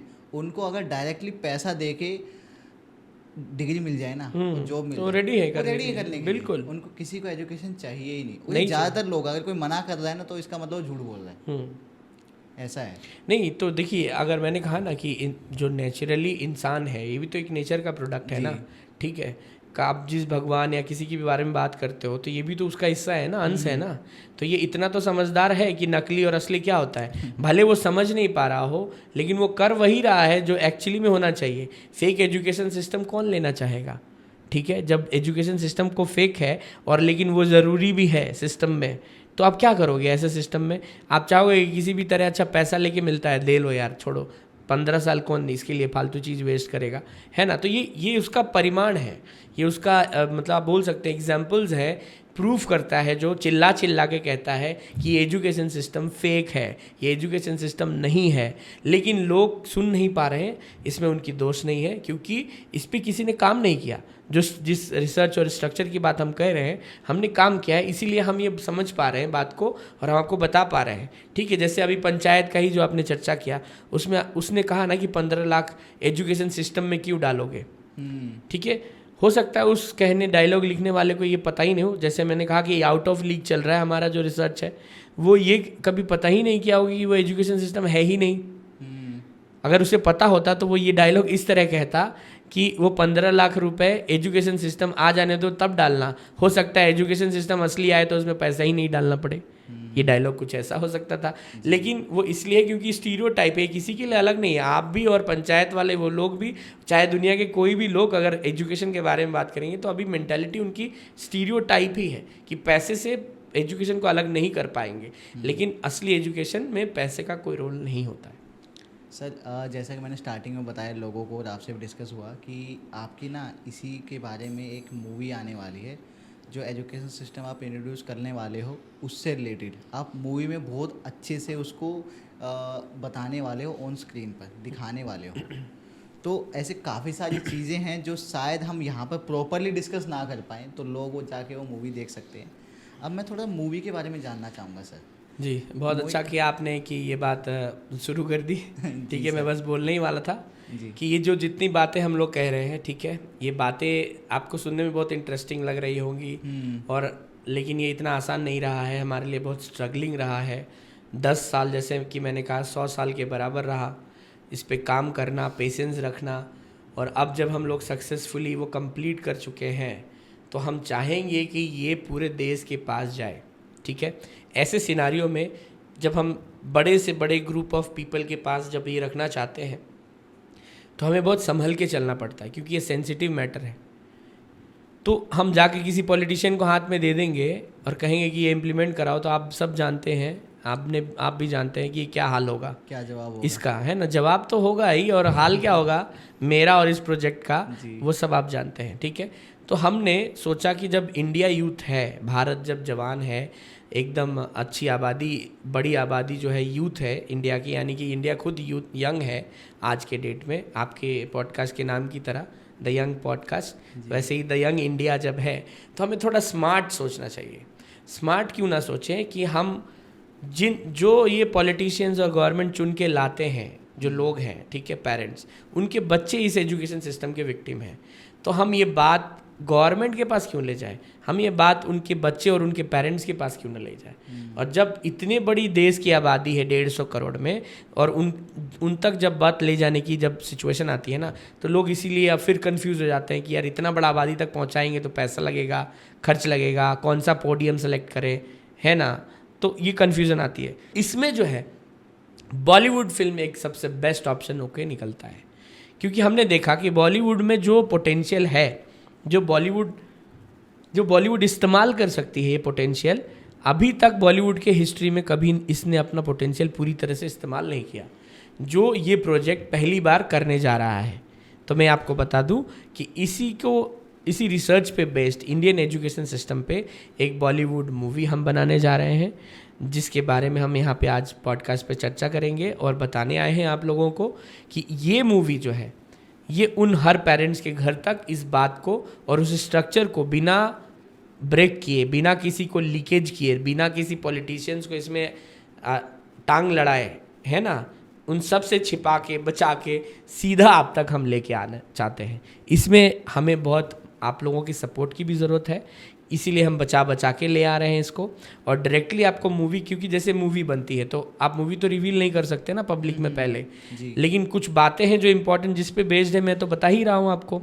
तो वो मूवी मैं चाहूँगा कि बन जाए पहले बात तो, और बनने के बाद जो है आपके बीच में आ जाए वो स्ट्रक्चर, आप उसे जान लें, फिर हमें कोई डर नहीं है, क्योंकि उसके बाद तो ये पब्लिक के पास है ना। फिर हम अकेले वो नहीं है प्रोजेक्ट, वो प्रोजेक्ट फिर वो हर आदमी, हर व्यक्ति है जिसने वो मूवी देख लिया है और जिसने वो एजुकेशन सिस्टम की सच्चाई को जान लिया है, ठीक है। और उस सच्चाई को ही नहीं बल्कि उसके सल्यूशन, अगर नया एजुकेशन जेन्युइन बनाना है तो कैसे बन सकता है उसका रास्ता भी दिखाया गया है। जैसे 3 इडियट फिल्म में आपने एक डायलॉग सुना होगा बहुत अच्छा, जी। बहुत ही फेमस डायलॉग था 3 इडियट का कि हमें हमेशा एक्सेलेंस के पीछे भागना चाहिए, कामयाबी तो झक मार के पीछे आएगी। ऐसा सुना था ना आपने एक डायलॉग? तो एक्सीलेंस के पीछे हमें भागना चाहिए, ये तो कह दिया था। डायलॉग बहुत अच्छा भी था, लेकिन वो एक्सीलेंस के पीछे भागने वाला जो रास्ता है वो आप लोगों ने मिस कर दिया। आप लोगों ने बताया नहीं कि वो रास्ता कौन सा होगा, क्योंकि रास्ता तो हमारे बीच है ही नहीं। तो इसीलिए ये जो बॉलीवुड मूवी आएगी, इसमें आपको एक्सीलेंस के पीछे ज़रूर भगाएगी और आपको रास्ता भी देगी और सक्सेस आपके पीछे झक मार के ज़रूर आएगी। ये इस बॉलीवुड मूवी का दावा रहेगा और हमें उम्मीद है कि आप सबके सपोर्ट से बहुत जल्द हम लोग इसको आपके बीच उतार पाएंगे और इसके पूरे स्ट्रक्चर जैसे हमने बनाए हैं वैसा का वैसा ही आपको हम दे पाएंगे। जी सर, अगर मैं मूवी की बात करूँ, आपने बात की अभी 3 इडियट्स मूवी के बारे में, तो उसमें ऑब्वियसली ये लाइन कही गई थी जो डायलॉग आपने बोला, लेकिन इसका एक मेन मोटिव जो था ना, लोगों को बताना समझाना, जिसमें वो काफ़ी हद तक मैं कहूँगा सक्सेसफुल भी हो पाए हैं सर, वो ये है कि अपना जो पैशन है उसको फॉलो करो। लेकिन यहाँ पर पता है सर बात क्या आती है, ठीक है हमें अब पता लग गया हमारा पैशन क्या है, हम उस पैशन की तरफ एक्सीलेंस भी ले आएंगे, हम उस पर दिन रात काम करेंगे, लेकिन जब बात आती है ना पेरेंट्स की, फैमिली प्रेशर एक होता है हमारे ऊपर कि नहीं यार ये क्या करें, मतलब हम उस सिस्टम से या फिर मैं कहूँगा कि जो भी हमारे इंडिया में चल रहा है एजुकेशन से रिलेटेड सिस्टम, मैं नहीं कहूँगा यहाँ पे क्योंकि मैं समझ गया हूँ एजुकेशन सिस्टम है ही नहीं, तो जो एजुकेशन हमारी चल रही है, जो स्ट्रक्चर हमारा है, एजुकेशन स्ट्रक्चर हमारा है, उस एजुकेशन स्ट्रक्चर के हिसाब से ना पेरेंट्स को डर रहता है कि यार ये कर रहा है, पता नहीं सक्सेसफुल होगा नहीं होगा, उसका बेटा तो इतना पढ़ गया, उसके बेटे ने तो ये एग्ज़ाम क्रैक कर लिया, उसका बेटा तो आज ये है, जिंदगी भर कंफ्यूजन में रहता है। तो मतलब ये होता है। मैं ये नहीं कहूँगा पेरेंट्स गलत है, पेरेंट्स बहुत सही है, क्योंकि देखो सिक्योरिटी ना लाइफ में सबको चाहिए। एग्जैक्टली अगर पेरेंट्स को दिख गया, पता लग गया, ये 100% हो गया पेरेंट्स को कि हाँ ये जो भी काम कर रहा है ना, अगर मान लो ये फोटोग्राफी भी कर रहा है, हाँ इससे ये सेटल हो जाएगा, इतना तो कमा ही लेगा कि ये सेटल हो जाए, इसकी ज़रूरतें पूरी हो जाए, कुछ सेव हो जाए। अगर ये बात की कंफर्मेशन लोगों तक पहुंच जाए ना, फैमिलीज तक पहुंच जाए, तो आई डोंट थिंक कि किसी का पैशन मरेगा और लोग इजीली उसको फॉलो भी कर पाएंगे। बिल्कुल जी, तो आई होप कि आपका जो एजुकेशन सिस्टम आने वाला है, इंट्रोड्यूस करने वाले उसमें होगा। लेकिन सर एक और बात है, अगर मैं बॉलीवुड मूवी की बात करता हूँ, अब आपने कहा कि आप एक मूवी बनाने वाले हैं, एक मूवी बनाने में ना ऐसा नहीं कि हमने सोचा और बना ली, बिल्कुल नहीं, बिल्कुल नहीं, ये अपने आप में एक बहुत बड़ी लड़ाई है। बहुत बड़ी लड़ाई है, शायद आपको 10 साल जितनी रिसर्च करने में टाइम लगा ना, और खासकर अगर आप उस बॉलीवुड इंडस्ट्री के आदमी नहीं हो तो आपके लिए तो और भी डबल बड़ी लड़ाई है। वही चीज़ है, और खासकर जो आपके 10 साल की रिसर्च लगे ना, शायद उसमें आपको इतनी मेहनत ना लगे जितनी अब लग जाए, शायद लग जाए। जी, तो मैं आपसे थोड़ा जानना चाहूँगा, जितना आपने अभी फील किया या फेस किया है, मेजर चैलेंजेस क्या आते हैं एक मूवी बनाने में?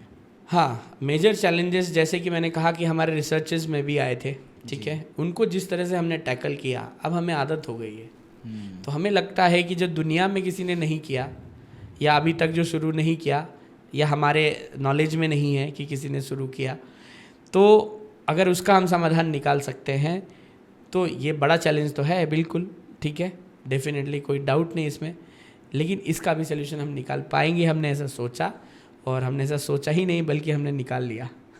तो मैं आपको बता दूं कि ये बहुत बड़ा चैलेंज था हमारे लिए, क्योंकि इस मूवी की बजट आई थी 25 करोड़ रुपए, ठीक है। तो हमारी सबसे बड़ी चैलेंज तो यहाँ से स्टार्ट हुई। हमने पहले स्टार्ट किया, इसकी स्टोरी बनाई, हमने इसको लूज़ किया और धीरे धीरे आगे बढ़ने की कोशिश की। तो हमने पहले इसकी स्टोरी बनाई, फिर हमने इसका स्क्रिप्ट लिखा, ठीक है। स्क्रिप्ट बनाने के बाद, स्टोरी बनाने के बाद हमने इसका टाइटल बनाया, वो भी एक रिसर्च का बहुत बड़ा हिस्सा था, मैं उसके बारे में भी आपको बताऊंगा। तो वो टाइटल हमने फिल्म का तय किया, और सब कुछ करने के बाद हमने उसे सबसे पहले रजिस्टर्ड करवा लिया SWA से, उससे रजिस्टर्ड करवाया, स्क्रीन राइटर एसोसिएशन से।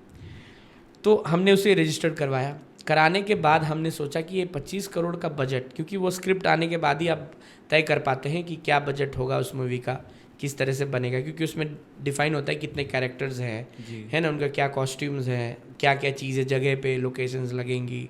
तो इसके बेसिस पे आप तय कर पाते हो कि बजट क्या होगा, है ना, कौन कैरेक्टर प्ले करेगा मेन, है ना, बहुत सारी चीज़ें होती हैं, लोकेशन से लेके, कैरेक्टर्स से लेके, कपड़ों से लेके, मतलब जो भी तमाम चीज़ें होती हैं जो पैसे से आपको वहाँ पे लाना है, वो सब इंक्लूड करते हैं उस प्रोडक्शन कॉस्ट पे। तो वो पूरा तय तभी कर पाते हैं आप जब स्क्रिप्ट लिख लेंगे, है ना। तो इसलिए से स्क्रिप्ट बनाया गया। सब कुछ करने के बाद एक बजट निकल के आता है 25 करोड़ का। ठीक है। अब चैलेंज ये था कि ये 25 करोड़ तो बहुत ही बड़ा अमाउंट है हमारे जैसे लोगों के लिए, ठीक है। और ये हम कोई पर्सनल काम तो कर नहीं रहे हैं हमारे घर का, या हम कोई प्रोडक्शन हाउस खोलने जा रहे हैं कि हम एक मूवी बना ले और बहुत बड़े प्रोड्यूसर बन जाए और फिर मूवी पे मूवी देते जाए, ऐसा नहीं है। ये मूवी बहुत ही बड़े एक रीज़न के लिए आ रही है, बड़े कॉज के लिए आ रही है, और सिर्फ यही मूवी आएगी, ठीक है। इसके बाद हमें कोई प्रोडक्शन हाउस नहीं खोलना है, और ये मूवी जिस रीज़न के लिए आ रही है वो काफ़ी बड़ा है। तो इसीलिए इसका सल्यूशन भी हमें निकालना ही पड़ेगा।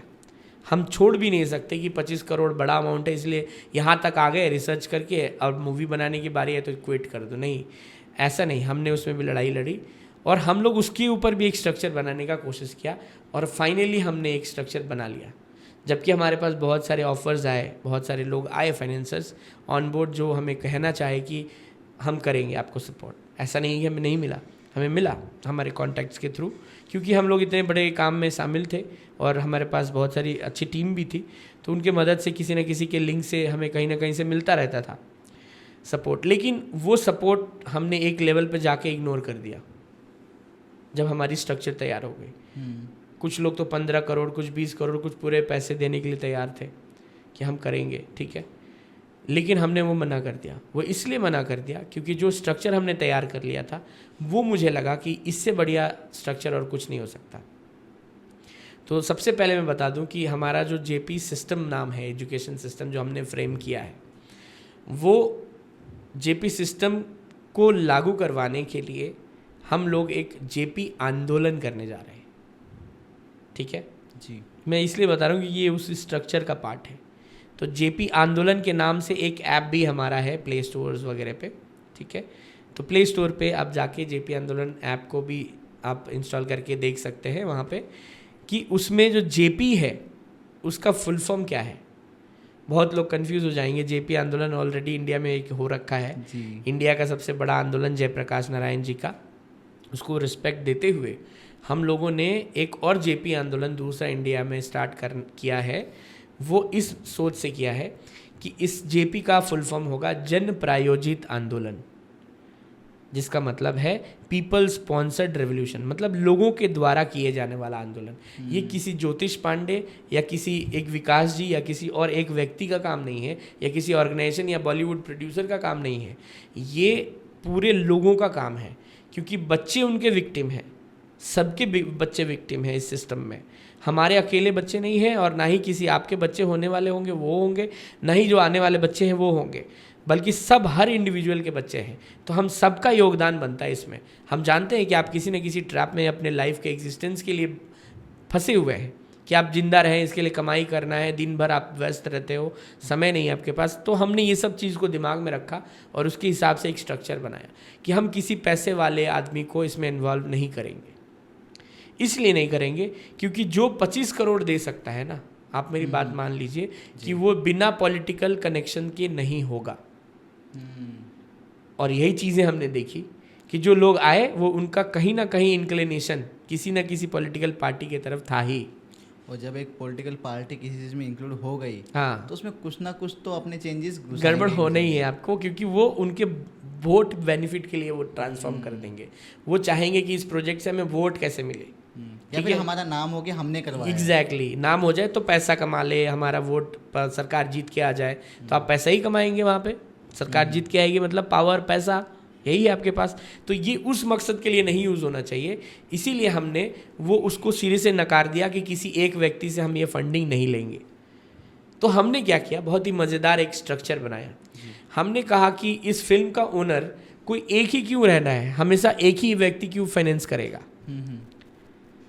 तो हमने ये जेपी आंदोलन ऐप जो बनाया उसके माध्यम से, और हमारा QR कोड भी हमने बनाया उसको लेके, तो एक इवेंट ट्रस्ट हमने क्रिएट किया जो पूरे इवेंट को क्रिएट करेगा, जिसका नाम है जेपी एजुकेशन मूवमेंट। इसी के नाम से हमारी पेजेस हैं, यूट्यूब भी है, चैनल है, और इंस्टाग्राम पे भी है, फेसबुक में भी है पेजेस, इसी नाम से जेपी एजुकेशन मूवमेंट। अब ये इवेंट जो करवाएगी ना, ये ट्रस्ट जो हमारी है वो सब इवेंट करवा रही है, यही फिल्म भी बनाएगी, लेकिन इसमें सबको पार्टिसिपेट करवाएगी। ये मूवी कोई एक व्यक्ति नहीं बनाएगा, यानी कि ये मूवी इंडिपेंडेंट है। पहली बार बॉलीवुड के हिस्ट्री में ऐसा इंडिया में होने जा रहा है। इस मूवी का प्रोड्यूसर या स्पॉन्सर कोई एक नहीं होगा। कोई एक नहीं होगा, एग्जैक्टली। तो वो कैसा होगा मैं आपको बता दूं कि हम लोगों ने उस 25 करोड़ को 1 लाख टुकड़े में तोड़ दिया और हमने अपने जेपी आंदोलन के लिए 1 लाख लोगों का प्राइमरी मेंबर का टीम बनाने का सोचा। ठीक है, कि पूरे इंडिया से, पूरे भारतवर्ष से हमें ऐसे लोग चाहिए, सारे लोग नहीं, ठीक है, क्योंकि हमारा देश जो है 150 करोड़ आबादी का है। ठीक है, इस 150 करोड़ आबादी का जो 1% होता है ना, वो होता है 1.5 करोड़, और उस 1.5 करोड़ के 1% जो होता है ना, वो होता है 1.5 लाख। लेकिन हमें चाहिए सिर्फ उसमें से 1 लाख पैर, जो वो कदम पहले बढ़ाएंगे, वो स्टेप्स हमें चाहिए जो हमारे और बढ़ेंगे, हमारे प्राइमरी मेंबर्स बनेंगे और वही इस फिल्म के मालिक भी बनेंगे। मालिक मतलब कैसे ही अगर किसी ने लेटस से कि आप बता दें 25 करोड़ और 1 लाख लोग आप रखने वाले हो, हाँ हाँ, तो हिसाब से लगभग 2,500 रुपये, 2,500, यस, 2,500 रुपये पर पर्सन कंट्रीब्यूशन हो सकता है। एग्जैक्टली। तो हम बता दें कि ये स्ट्रक्चर किस तरह है। ये स्ट्रक्चर इस तरह हमने बनाया कि हम एक फाइनेंसर से पैसा नहीं लेके हम क्या कर रहे हैं कि हम अपने 1 लाख प्राइमरी मेंबर्स की टीम बना रहे हैं जी। ठीक है, अब वो टीम कैसे आप बन रहे हो, आप क्या कर रहे हो, 2,500 रुपये का डोनेशन एक हमें दे रहे हो, मतलब जेपी एजुकेशन मूवमेंट ट्रस्ट में दे रहे हो। ठीक है, 2,500 रुपये का जब आप डोनेशन दे रहे हो तो आपको एक सर्टिफिकेट मिल रहा है। उस सर्टिफिकेट में आपको एक टाइटल दिया जा रहा है जिसका नाम है सीड ऑफ चेंज, मतलब आप बन रहे हो वो बदलाव के बीज। जी, ये जो बदलाव की बात हम कर रहे हैं आपके बच्चे के लिए या फिर आपके भाई के, छोटे भाई के लिए, बहन के लिए, जो भी आपके सामने हैं जिनके लिए आप ये करना चाहते हो और आपके इंटेंशन है रियल, क्योंकि 150 करोड़ लोग हैं, हम सबको तो चाह नहीं रहे हैं, हम ज़रूर चाहेंगे कि ऐसे इंटेंशन वाले लोग ही जुड़े इस मूवी से, ये इसके मालिक बने या ओनर बने इस मूवी के, जो इस इंटेंशन को रखते हो कि ये चीज़ होनी चाहिए उनके बच्चे के लिए या उनके ऑफस्प्रिंग्स के लिए, आने वाले जनरेशन्स के लिए। वही लोग इसमें पार्टिसिपेट करें तो हमें बहुत ज़्यादा अच्छा लगेगा और वो हमारे टीम के हिस्सा होंगे, पूरा कोर टीम होगा ये हमारा, तो ये हमें मज़ेदार लगेगा और इस काम को करने में भी बहुत आसानी होगी क्योंकि ये स्ट्रक्चर हमने इसलिए उस पर तैयार किया है। तो अब ये 2,500 रुपये जैसे हमें डोनेशन उस ऐप के माध्यम या QR कोड के माध्यम से देंगे, उनके पास एक सर्टिफिकेट कुछ दिनों में चला जाएगा जिसमें लिखा रहेगा कि you are the primary member of our JP आंदोलन, मतलब अब ये जेपी आंदोलन उनका है। ठीक है, और ये 2,500 रुपये से आपको जो टाइटल मिल रहा है वो है सीड ऑफ चेंज। तो जो मूवी आएगी ना, ऐसे 1 लाख जो भी हमारे मेंबर्स दे देंगे, उसके बाद जो मूवी बन के आएगी तो आप बड़े स्क्रीन में, थिएटर में जब जाओगे तो देखोगे पहले बड़े अक्षरों में लिख के आएगा कि this movie is presented by seed of change from India. यानी कि अब आपके पास जो सर्टिफिकेट है वो आप अपने एरिया में, किसी भी भारत के किसी भी कोने में आप रहते हो, इंडिया के किसी भी कोने में, गर्व से उठा के कह सकते हो कि ये मूवी जो बन रही है वो मैंने बनाया है। ठीक है, किसके लिए बनाया है, मैंने अपने बच्चे के लिए बनाया है। अब ना ही कोई बड़े आदमी का इसमें इन्वॉल्वमेंट है, ना ही कोई पॉलिटिशियन का इन्वॉल्वमेंट है, ना ही किसी का है। किसका इन्वॉल्वमेंट है, एक पेरेंट का है, अपने बाप बच्चे के लिए है, एक बाप का बच्चे के लिए है, एक माँ का बच्चे के लिए है, एक चाचा का बच्चे के लिए, एक भाई का भाई के लिए, एक भाई का बहन के लिए है। एक गिफ्ट कह लो, इन्वॉल्वमेंट कह लो, स्टेप कह लो, लड़ाई कह लो, रेवोल्यूशन कह लो, ये 2,500 रुपये ये सब चीज़ आपको देके ताकतवर बना रहा है इस डोनेशन से। तो अब उसके बाद बात यही ख़त्म नहीं होती, मैं भी इसका ओनर नहीं हूँ। अब मैं ओनर तभी बना हूँ जब मैं इस पर 2,500 रुपया दिया हूँ और मुझे भी वो सर्टिफिकेट मिला है जिसका नाम है सीड ऑफ चेंज का सर्टिफिकेट। ठीक है, तो मैंने भी दिया, ऑब्वियसली मैं दूंगा और मैं चाहूँगा भी इस प्रेस्टिजियस प्रोजेक्ट का ओनर बनना, और मैं फाउंडर रहा हूँ इसकी फ्रेमिंग टीम में, तो मैं तो रहूँगा ही रहूँगा। बल्कि सबको मैं ऐसे लोगों को बोलना चाहूँगा जो लोग इसमें इंटेंशन रखते हैं, तो वो इसके ओनर बनने के लिए सिर्फ 2,500 रुपये डोनेशन देंगे और वो इसके ओनर रहेंगे, उनको सर्टिफिकेट जाएगा और वो अपने बच्चे की लड़ाई के इस बड़े लड़ाई में शामिल हो जाएंगे इंडिपेंडेंटली, कोई किसी के ऊपर नीचे नहीं, बल्कि सब अपनी अपनी लड़ाई अपने अपने जगह से लड़ रहे हैं। ठीक है, और भी इसमें बहुत सारी बातें हैं, सिर्फ यहीं पे बात ख़त्म नहीं हो जाती है। आप बोले तो मैं आगे की बात बताऊं कि इसमें क्या क्या। शुरुआत तो ये भी सिर्फ थी कि आपको इतना बड़ा एक प्रोजेक्ट का हिस्सा बनने का मौका मिला, प्लस फिल्म में आप रिप्रेजेंट कर रहे हो इस मूवी को, खुद अपने पैसे से बना रहे हो, ये भी एक गर्व की बात रही आपके लिए। ये सारी बातें तो है ही है। इसके साथ जो मैं बोल रहा हूँ बड़ी बड़ी चीज़ें जो आने वाली है वो ये है कि आप समझिए 2500 रुपये आपने सिर्फ डोनेशन दिया, ठीक है। इस फिल्म की जो बॉक्स ऑफिस रिज़ल्ट आएगी, जैसे हर फिल्म की आती है, बॉक्स ऑफिस रिज़ल्ट के बाद पता चलेगा कि क्या इस मूवी में हमने पाया है, राइट। तो उस मूवी में जो बॉक्स ऑफिस रिजल्ट आएगा उसके उसी टाइम पे हमारे जितने भी प्राइमरी मेंबर्स यानी कि सीड ऑफ चेंज हैं, उनको हम एक छोटा सा टास्क देने वाले हैं, जो अपने आप में बहुत एक इंटरेस्टिंग टास्क भी है और इस स्ट्रक्चर का हिस्सा भी है। वो टास्क ये होगा कि हम उनको एक 30 सेकेंड्स से लेके 1 मिनट तक का ड्यूरेशन वाला एक वीडियो बनाने के लिए बोलेंगे। उस वीडियो में उनको सिर्फ 3 सवाल अपने पड़ोस में या मोहल्ले में या किसी अपार्टमेंट में अगर वो रहते हैं, कॉम्प्लेक्स में रहते हैं, वहाँ के किसी भी 10 लोगों को सिलेक्ट करना है जिन्होंने मूवी देख ली है, ठीक है।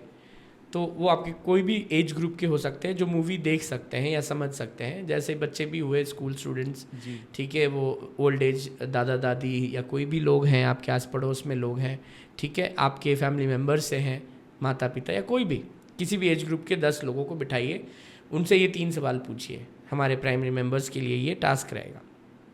ये है पहला सवाल कि आपको मेरी मूवी कैसी लगी, क्योंकि आप ओनर हो जी, ठीक है, आप ही वो सीड ऑफ चेंज हो जिसने प्रेजेंट किया मूवी।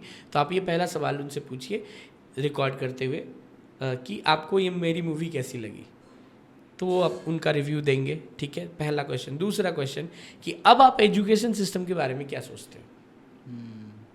ये बहुत इंटरेस्टिंग क्वेश्चन रहेगा और उनका जो रिव्यू होगा वो सुनने लायक होगा इस मूवी के बाद, ठीक है। तीसरा इंटरेस्टिंग क्वेश्चन ये होगा और आखिरी क्वेश्चन कि क्योंकि ये आउट ऑफ लीग है हमारा एजुकेशन सिस्टम, अभी तक किसी ने प्रैक्टिस नहीं किया, कभी हुआ नहीं है, तो इसीलिए वो इसमें अपना राय तो नहीं बता सकते। इसमें क्वेश्चन ये होगा कि आपने जो हमारा एजुकेशन सिस्टम का ब्लूप्रिंट देखा है इस मूवी में, बॉलीवुड मूवी में, इस मूवी में जो ब्लूप्रिंट आपने नए एजुकेशन सिस्टम के बारे में देखा, उस पर आपका कोई सवाल है तो पूछिए। आई होप बहुत सारे सवाल होंगे मूवीज़ देखने के बाद। जो लोग चाहते तो होंगे कि ये एजुकेशन सिस्टम आए, लेकिन उनके मन में बहुत सारी सवालें हैं तो वो अधूरा ना महसूस करें, इसीलिए ये लास्ट क्वेश्चन है कि वो उनके मन में जो भी सवाल है, जो भी बातें हैं मूवी देखने के बाद वो पूछना चाहते हैं हमसे, ठीक है। हम उनके लिए हेल्पलाइन भी निकालेंगे अलग से, ठीक है। इसके पीछे भी एक रीज़न है, जैसे मैंने कहा बहुत सारी बातें हैं, तो उसमें से ये बात मैं अभी कंप्लीट कर लूँ पहले कि थर्ड जो क्वेश्चन है वो ये है कि आपका सवाल क्या है हमारे दिए गए नए एजुकेशन सिस्टम, जिसको हम ओरिजिनल एजुकेशन सिस्टम यानी कि जेपी सिस्टम कह रहे हैं, ठीक है। इस पे आपका सवाल कुछ है अगर कि कुछ सवाल आपको एजुकेशन सिस्टम से रिलेटेड मन में आया है या कोई भी बात, तो आप वो हमसे पूछिए। अब ये 10 लोगों का जो भी रिव्यूज़ या क्वेश्चंस है वो कलेक्ट करके आप 30 to 10 सेकेंड 1 मिनट के वीडियो में आप जैसे हमें भेजेंगे प्राइमरी मेंबर हमारे पास, हम उनको इस टास्क के लिए एक फ़ीस देंगे। अब वो फीस जो है बहुत इंटरेस्टिंग है कि भाई देखिए ये इस तरह की पहली बार बॉलीवुड हिस्ट्री में मूवी बन रही है। पहले तो इंटरेस्टिंग ऑलमोस्ट बन ही चुकी है क्योंकि 1 लाख लोग पार्टिसिपेशन करके इसे बना रहे हैं। सीट लिमिटेड है, सबके लिए है नहीं, ठीक है, लेकिन 1 लाख लोग फिर भी बहुत बड़े एक ग्रुप होते हैं। इन लोगों की एक टीम बन के मिल के बना रही है मूवी, ठीक है। सवाल यहाँ पे इंटरेस्टिंगली ये उठ के आएगी कि जैसे हर मूवी के लिए सवाल होता है कि ये बॉलीवुड मूवी कौन देखेगा, ठीक है। यहाँ पे सवाल ये नहीं होगा कि बॉलीवुड मूवी कौन देखेगा, बल्कि यहाँ पे सवाल ये होगा कि बॉलीवुड मूवी ये वाला कौन नहीं देखेगा, ठीक है, ये सवाल आ जाएगा। तो ऐसे सिचुएशन में हम मान के चलते हैं कि ये फिल्म अच्छी करेगी बॉक्स ऑफिस पे फिर भी मतलब 99.99% सक्सेस होने के बावजूद भी मैं 0.0001% अगर फ्लॉप मानूँ इस फिल्म को, तो भी आपको जो हम एक इस टास्क के लिए फ़ीस देंगे वो 2500 रुपये का होगा। और अगर अच्छा कर लिया है बॉक्स ऑफिस में तो 5000 रुपये का टास्क फीस जो इन जनरल हमने रखा है वो सबको हमारे प्राइमरी मेंबर्स को हमारे बॉक्स ऑफिस रिजल्ट से मिलेगा, पैसे से मिलेगा, डिस्ट्रीब्यूट होगा एज अ टास्क फी। ये जो आपने वीडियो रिकॉर्डिंग किया तभी मिल रहा है आपको, ठीक है, इस टास्क के अवज में मिल रहा है, ठीक है। तो ये आपका अब तो डोनेशन नहीं रहा ठीक है, तो थोड़ा सा कुछ एक्स्ट्रा भी बच गया हमारे पास। हाँ, आपके पास एक्स्ट्रा भी बच गया। और यहाँ तक कि आजकल की मूवीज़ हज़ार करोड़ तक छू रही हैं। हम एक्सपेक्ट करते हैं कि इतनी अच्छी कंटेंट वाली मूवी भगवान करेगी छुए, और छूने का मतलब पैसा सिर्फ नहीं है, छूने का मतलब है कि लोगों तक पहुँचा है ज़्यादा से ज़्यादा, है ना। तो वो पैसे के रूप में भी आएगा, तो वो बेनिफिट हम इसमें भी एक्सटेंड करके भी टास्क फीस देंगे, ठीक है। फर्दर प्लान्स हैं, जैसे अभी आजकल OTT प्लेटफॉर्म्स बहुत ज़्यादा चल रहे हैं। हाँ। मैं खुद बॉलीवुड मूवीज़ कम देखता हूँ, OTT प्लेटफॉर्म पर ज़्यादा जाता हूँ। वेब सीरीज़ हो गए हमारे यहाँ, छोटी छोटी कुछ मूवीज़ हो गई, तो वहाँ पर देखना ज़्यादा पसंद करता हूँ। और मैक्सिमम जो यूथ है ना, वो आई थिंक ऐसा ही कर रही है। हाँ हाँ। तो वहाँ का कोई प्लान है आपका?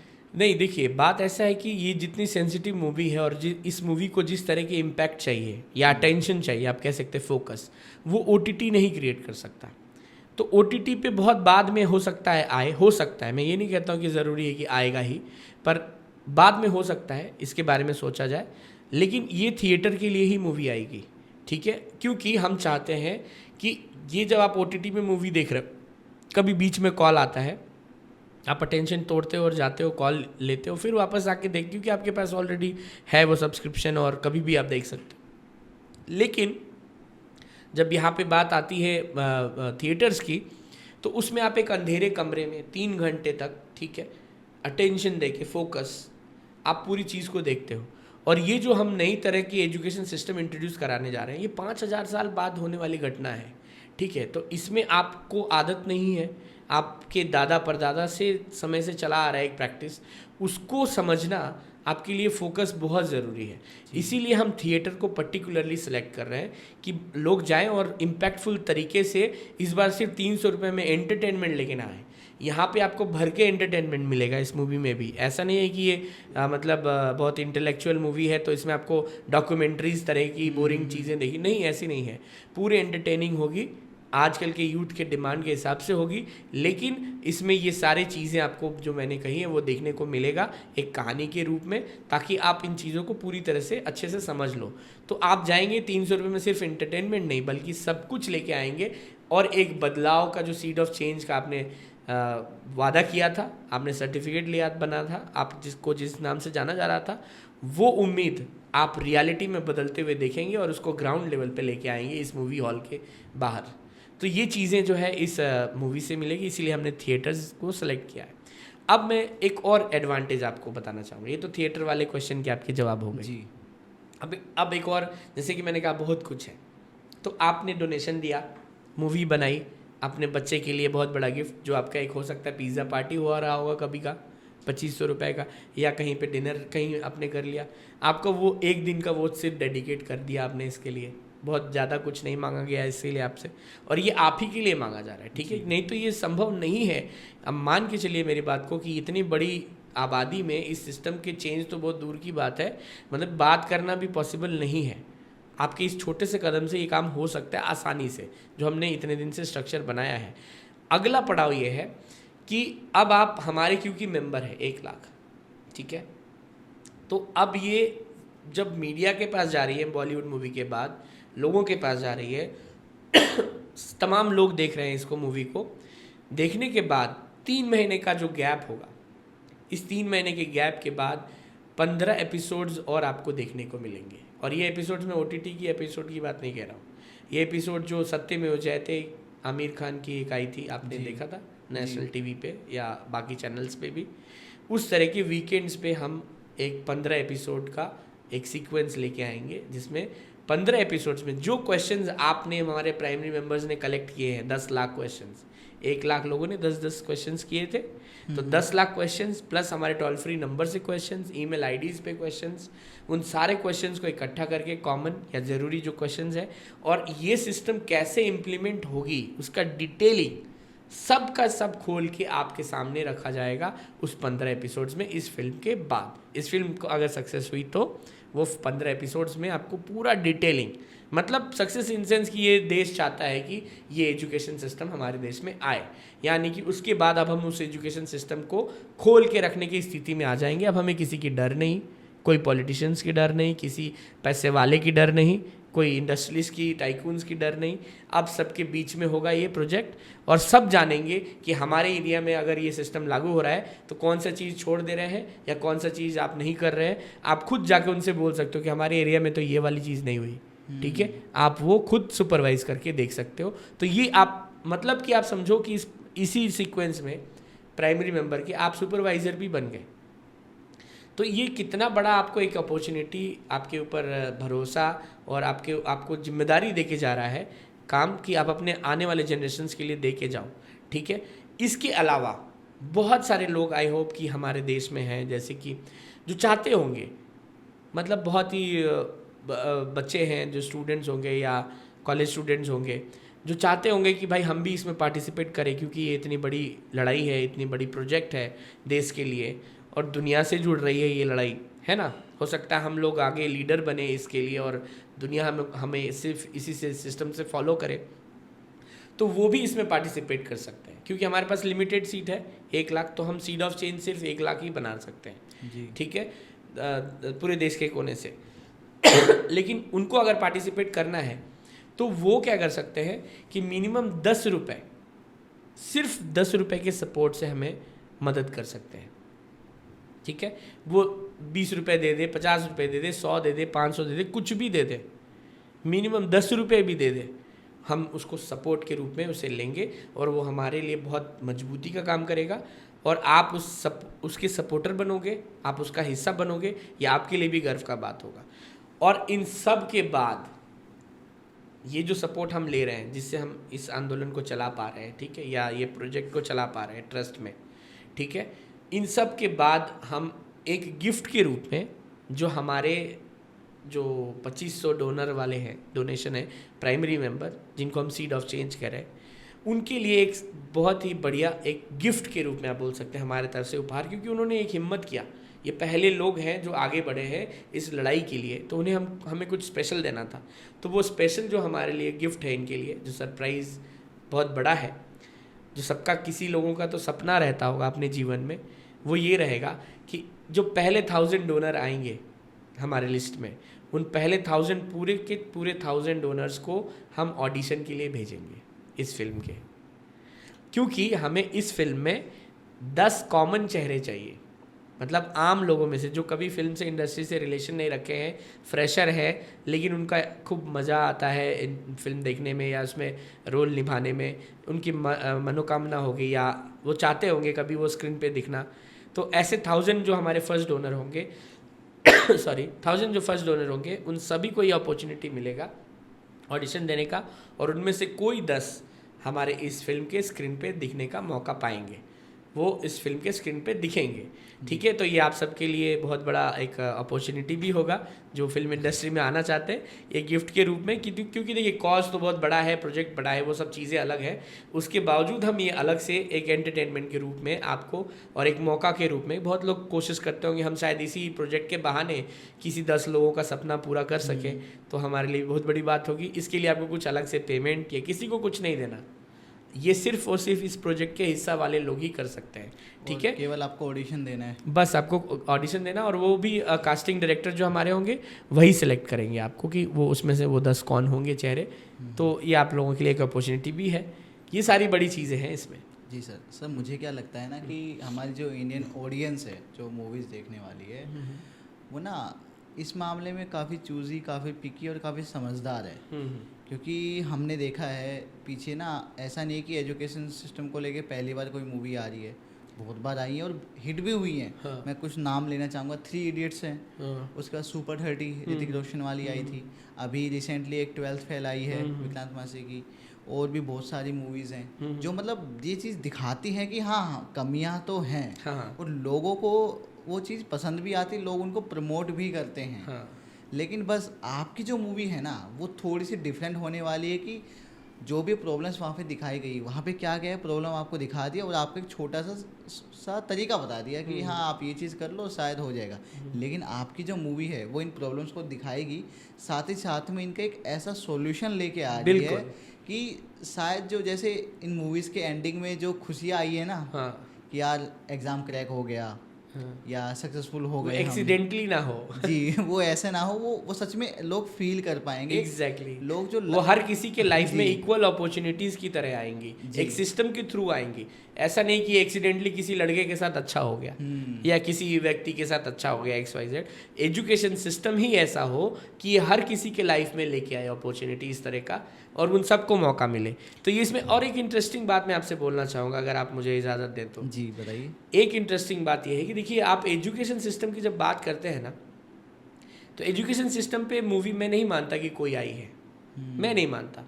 लोग बोलते हैं कि वो एजुकेशन सिस्टम पे मूवी है, लेकिन ये पहली एजुकेशन सिस्टम पे मूवी होगी हमारी इसलिए मैं बोल रहा हूँ ये, क्योंकि उसमें कहीं ना कहीं वो मूवी बायोग्राफी और घटनाओं को, इंसिडेंट को बताते हुए, है ना, ऑटोबायोग्राफी टाइप बन के रह जाती है। जी। ठीक है, यहाँ पे जो मूवी है ना, ये आपको सिर्फ ऑटोबायोग्राफी की बात या घटना दिखाने की बात नहीं है, बल्कि यहाँ पे आपको ये वहाँ तक लेके जा रही है कि ये सिचुएशन तो है, इसका सोल्यूशन क्या है।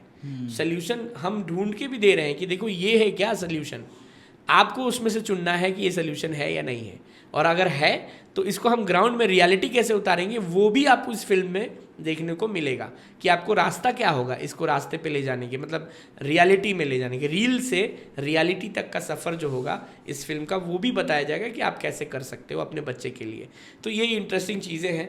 और मैं एक बात बोलना चाहूँगा जो बहुत इंटरेस्टिंग है कि आप कभी देखो, मैं कभी आपके साथ एक छोटा सा गेम करता हूँ, गेम खेलता हूँ, ठीक है, आप एक इमेजिनेशन, आई होप आपका इमेजिनेशन पावर स्ट्रांग होगा और व्यूअर्स का भी होगा तो वो भी गेम ये साथ साथ आपके खेल सकते हैं। मैं आपको 2 सिचुएशन देता हूँ, ठीक है, आप उससे ना आप एजुकेशन सिस्टम जो दोनों है उसको आप डिस्टिंग्विश कर सकते हैं बहुत मज़ेदार तरीके से, कि एक मान लीजिए ए है और एक मान लीजिए बी है सिचुएशन, ठीक है। ए सिचुएशन में मैं ऐसे लोगों का नाम लूँगा, ठीक है, आपको उनको इमेजिन करना है, और बी सिचुएशन में मैं कुछ लोगों का नाम लूँगा जिनको आपको इमेजिन करना है। किसका चेहरा आप इमेजिन कर पा रहे हैं और किसका नहीं कर पा रहे हैं मुझे आप बताइएगा, ठीक है, और क्यों नहीं हो पा रहा है ये हमें बहुत सारे क्वेश्चंस के आंसर दे देंगे जी। तो मैं जैसे पहला नाम ए में लेना चाहूँगा, लता मंगेशकर जी, ठीक है, कर लिया इमेजिन। हाँ, Sachin Tendulkar ji. Steve Jobs, Bill Gates, Elon Musk, Mark Zuckerberg, जी। मतलब इनन्यूमरस नंबर्स हैं यहाँ पे, ठीक है। इसी तरह मैंने हर जगह के लोगों के नाम लिए।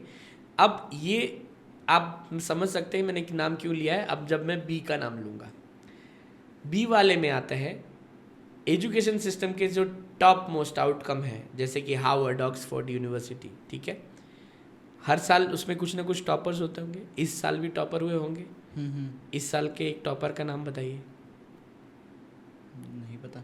पिछले साल का, उससे पहले साल का, चलिए बाहर के इंस्टीट्यूशन से अपने देश में आ जाइए, आईआईटी, टॉपर कौन है इस साल का? नहीं पता। चलिए वो भी छोड़ दीजिए। यूपीएससी में जो बहुत बड़ा साबित करते हैं या जो भी करते हैं कि भाई हम ये इतना कुछ करने वाले, एक बड़ा नाम बताइए जो इस साल फेमस हुआ।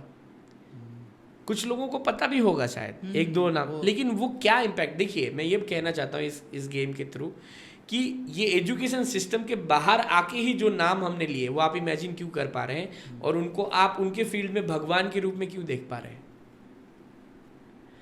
ये क्या आपको साबित नहीं करता कि ये एजुकेशन सिस्टम फेल है, ये एजुकेशन सिस्टम फेक है। इस एजुकेशन सिस्टम के बाहर जब आते हैं आप अपने नेचुरल पोटेंशियल पे, तो आप अपने फील्ड के बेस्ट बन जाते हैं। लेकिन जब आप एजुकेशन फेक है और उसमें जाते हैं सिस्टम में, तो आपको कहीं ना कहीं रोक देता है। आपको दुनिया तो छोड़ दीजिए, उस एरिया के बाहर नहीं जाने देता है फेमस होके, है ना। तो ये भी एक परिमाण है जिसको हम लोग इस फिल्म में दिखाएंगे, और बाकी खूब बहुत ही इंटरेस्टिंग चीज़ है। सर हम ना काफ़ी देर से मूवी के बारे में बात कर रहे हैं कि मूवी आने वाली है, आने वाली है, बनने वाली है, और काफ़ी देर से मैं भी सोच रहा हूँ, लोग भी सोच रहे होंगे कि कौन सी मूवी आने वाली, नाम क्या सोचा है आपने मूवी का, क्या आप रिवील कर सकते हैं? करना तो नहीं चाहिए अभी जी। लेकिन चलिए आपके व्यूअर्स के लिए हम लोग कर देते हैं। जी, ये मेरी भी रिक्वेस्ट रहेगी क्योंकि लोग देख रहे तो मैं चाहूँगा लोगों को एटलीस्ट इतना तो पता लगे। चलिए ठीक है, मैं अब मूवी का टाइटल आपको बता ही देता हूँ क्योंकि बहुत इंटरेस्टिंग है, इसलिए मैं बताने पे राज़ी हुआ कि लोगों को जानना तो है ही है एंड ऑफ द डे, लेकिन वो एक अलग तरीके से जानते। लेकिन फिर भी मैं एक टाइटल रिवील कर देता हूँ आपको, और उसके साथ साथ मुझे एक टीज़र है छोटा सा, वो भी बताना पड़ेगा आपको। ठीक है, तो पहले हम नाम से स्टार्ट करते हैं। हाँ, क्योंकि मैं जब नाम बताऊंगा आपको, मुझे पक्का पता है कि आप लोग थोड़े कंफ्यूज होंगे कि ये नाम क्यों है ना, और वो नाम क्यों है उसको जानने के लिए आपको वो टीज़र जानना पड़ेगा। हमारा जो पहला टीज़र आएगा इस नाम को इंट्रोड्यूस करने के लिए, तो पहले तो मैं बता दूं, रिवील करने जा रहा हूं मैं आपके पॉडकास्ट पे जो नाम है हमारी मूवी का, उस फिल्म का टाइटल है मिडिल क्लास। मिडिल क्लास, जी। नाम तो मतलब काफ़ी रिलेटेबल लग रहा है। बहुत रिलेटेबल है और आपको ये सोचने पे मजबूर भी कर रहा होगा कि प्रोजेक्ट और पूरी फिल्म जो है वो एजुकेशन सिस्टम पे है, तो फिर फिल्म के नाम जो है वो मिडिल क्लास क्यों है ना। तो मज़ेदार बात इसमें ये आती है कि जब आप मिडिल क्लास और एजुकेशन सिस्टम के कनेक्शन को ढूंढने की कोशिश करेंगे ना, ठीक है, तो इंटरेस्टिंग स्टोरी एक निकल के आती है जो ये फिल्म है।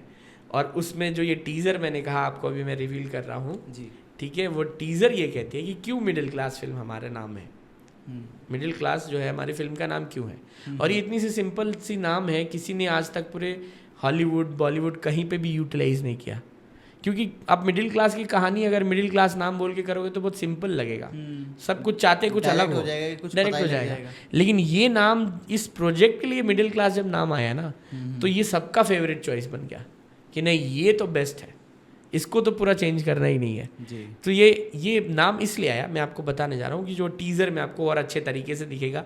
मैं चाहे जितना भी बता दूँ, जब आप जरूर वेट करेंगे उस टीज़र और नाम के लिए, मैं खुद भी एक्साइटेड हूँ। हाँ, स्क्रीन प्ले जो होने वाला है तो वो ये है कि मिडिल क्लास हमने एज ए एक फ्यूल देखा, ठीक है। फ्यूल मतलब जैसे हर गाड़ी चलाने के लिए कुछ ना कुछ ईंधन की ज़रूरत पड़ती है, कोई ना कोई, है ना, डीजल पेट्रोल जो भी।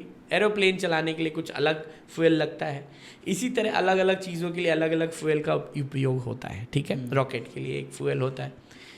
तो हमने क्या किया कि मिडिल क्लास को एक फ्यूल बनाया, ठीक है। वो टीज़र ये दिखाएगा आपको कि मिडिल क्लास एक फ्यूल है जो एक स्पेशल गाड़ी चलाने के काम आता है जी। वो गाड़ी का नाम है गवर्नमेंट, टाइकून्स, इंडस्ट्रियलिस्ट, जितने भी लोग हैं कैपिटलिस्ट, है ना, ये हैं वो गाड़ी जो मिडिल क्लास नाम के फ्यूल से चलते हैं, ठीक है। तो अब आपको ये टीज़र बहुत इंटरेस्टिंग लगेगा कि जो ये मिडिल क्लास नाम का जो फ्यूल है इस गाड़ी को चलाने के लिए स्पेशली काम आता है। तो ये सारे गाड़ी क्या चाहेंगे कि ये फ्यूल उनको ज़्यादा से ज़्यादा प्राप्त हो, यानी कि मिडिल क्लास ज़्यादा से ज़्यादा बने, बड़ा ग्रुप, पॉपुलेशन बढ़े मिडिल क्लास का। और हर फ्यूल की तरह, जैसे फ्यूल कहाँ से पैदा होती है, फ्यूल कचड़े से पैदा होती है ना, तो ये गाड़ी इस फ्यूल को पैदा करने के लिए ज़्यादा से ज़्यादा कचड़ा बना रही है। बस फ़र्क ये है कि इस मिडिल क्लास फ्यूल का जो कचड़ा है वो एजुकेशन सिस्टम है।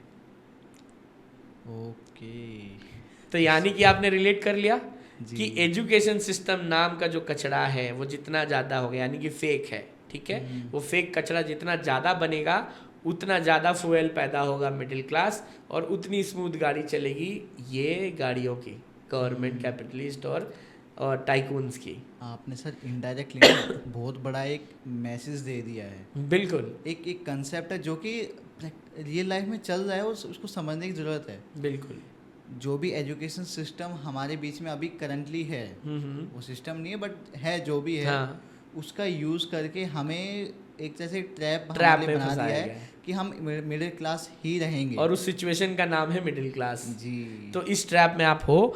और अब सोचो अगर ये कचड़ा वाला जो चीज़ है वो बंद हो गया अगर किसी भी कारण से, तो मिडिल क्लास प्रोड्यूस यानी कि फ्यूल प्रोडक्शन होना बंद हो गया जी, उस तरह से बंद हो गया ना फिर। तो अभी तक हमने मिडिल क्लास को किसी और रूप में देखा था, पर ये मूवी देखने के बाद आपको मिडिल क्लास का नज़रिया समझ में आएगा कि मिडिल क्लास कोई सिचुएशन नहीं है बचने का, कि आप पुअर से मिडिल क्लास में आ गए हो, आप बच गए हो। ये सेफ सिचुएशन नहीं है, आप बहुत ही खतरनाक एक ट्रैप में फंसे हो, ठीक है, जिसमें आपको कभी भी नहीं होना चाहिए। आप गरीब रहो इससे ज़्यादा अच्छा है, आप अमीर हो जाओ ये तो आप चाहते ही हो, ठीक है, लेकिन मिडिल क्लास कभी मत रहना या नहीं रहना चाहिए। अभी तो आपके हाथ में नहीं है, आपको तो रहना ही पड़ेगा, क्योंकि ये आप चाहते नहीं है, ये ऑटोमेटिक ट्रैप है जिसमें आप फंसे हो, है ना। एक गरीब क्या है, मतलब उसको ना ही सरकार को कोई टैक्स देना है, बल्कि सारी स्कीम्स में उसको कुछ ना कुछ बेनिफिट्स मिल रही है, और अमीर जो है उनको टैक्स वैक्स से तो कोई बात से मतलब ही नहीं है, ठीक है, उनको इसके बारे में कोई वरीज नहीं है। लेकिन सिग्नल पे एक बाइक वाले को भी फाइन देना पड़ रहा है, वो मिडिल क्लास का ही लोग है। एक छोटे से सिग्नल की बात कह रहा हूँ मैं, वहाँ भी उसको ही डर है कि मुझे फाइन देना है, और वही टैक्स देगा और वही सब कुछ करेगा, उसको कोई बेनिफिट नहीं है सरकार की तरफ से अलग से गेहूँ चावल की, क्योंकि आप बीपीएल में नहीं आते हो, ठीक है। तो ये सारे चीज़ आपको ही करने हैं और आप ही उस ट्रैप के शिकार हो। तो ये मिडिल क्लास ही सब कुछ करवा रहा है, अगर आपने इज्जत से काम करने का को सेलेक्ट किया रास्ता, तो आप मिडिल क्लास से कब पुअर में आओगे पता नहीं आपको। और थोड़ा 2 नंबरी काम करने का बारे में सोचोगे और इधर उधर दिमाग लगाओगे तिगड़मबाजी, तो मिडिल क्लास से ऊपर जरूर चले जाओगे, ठीक है। फिर आप जो बन जाओ उससे मतलब नहीं बनता, लेकिन आपने सही काम तो नहीं किया, ठीक है। लेकिन कहने का मतलब है कि मिडिल क्लास ऐसा ट्रैप है कि आप मजबूर कर देता है, आप करोगे भी तो क्या करोगे, एक कोमा पेशेंट की तरह कि जो सब कुछ फील करता है लेकिन कुछ कर नहीं पाता है, वही है मिडिल क्लास।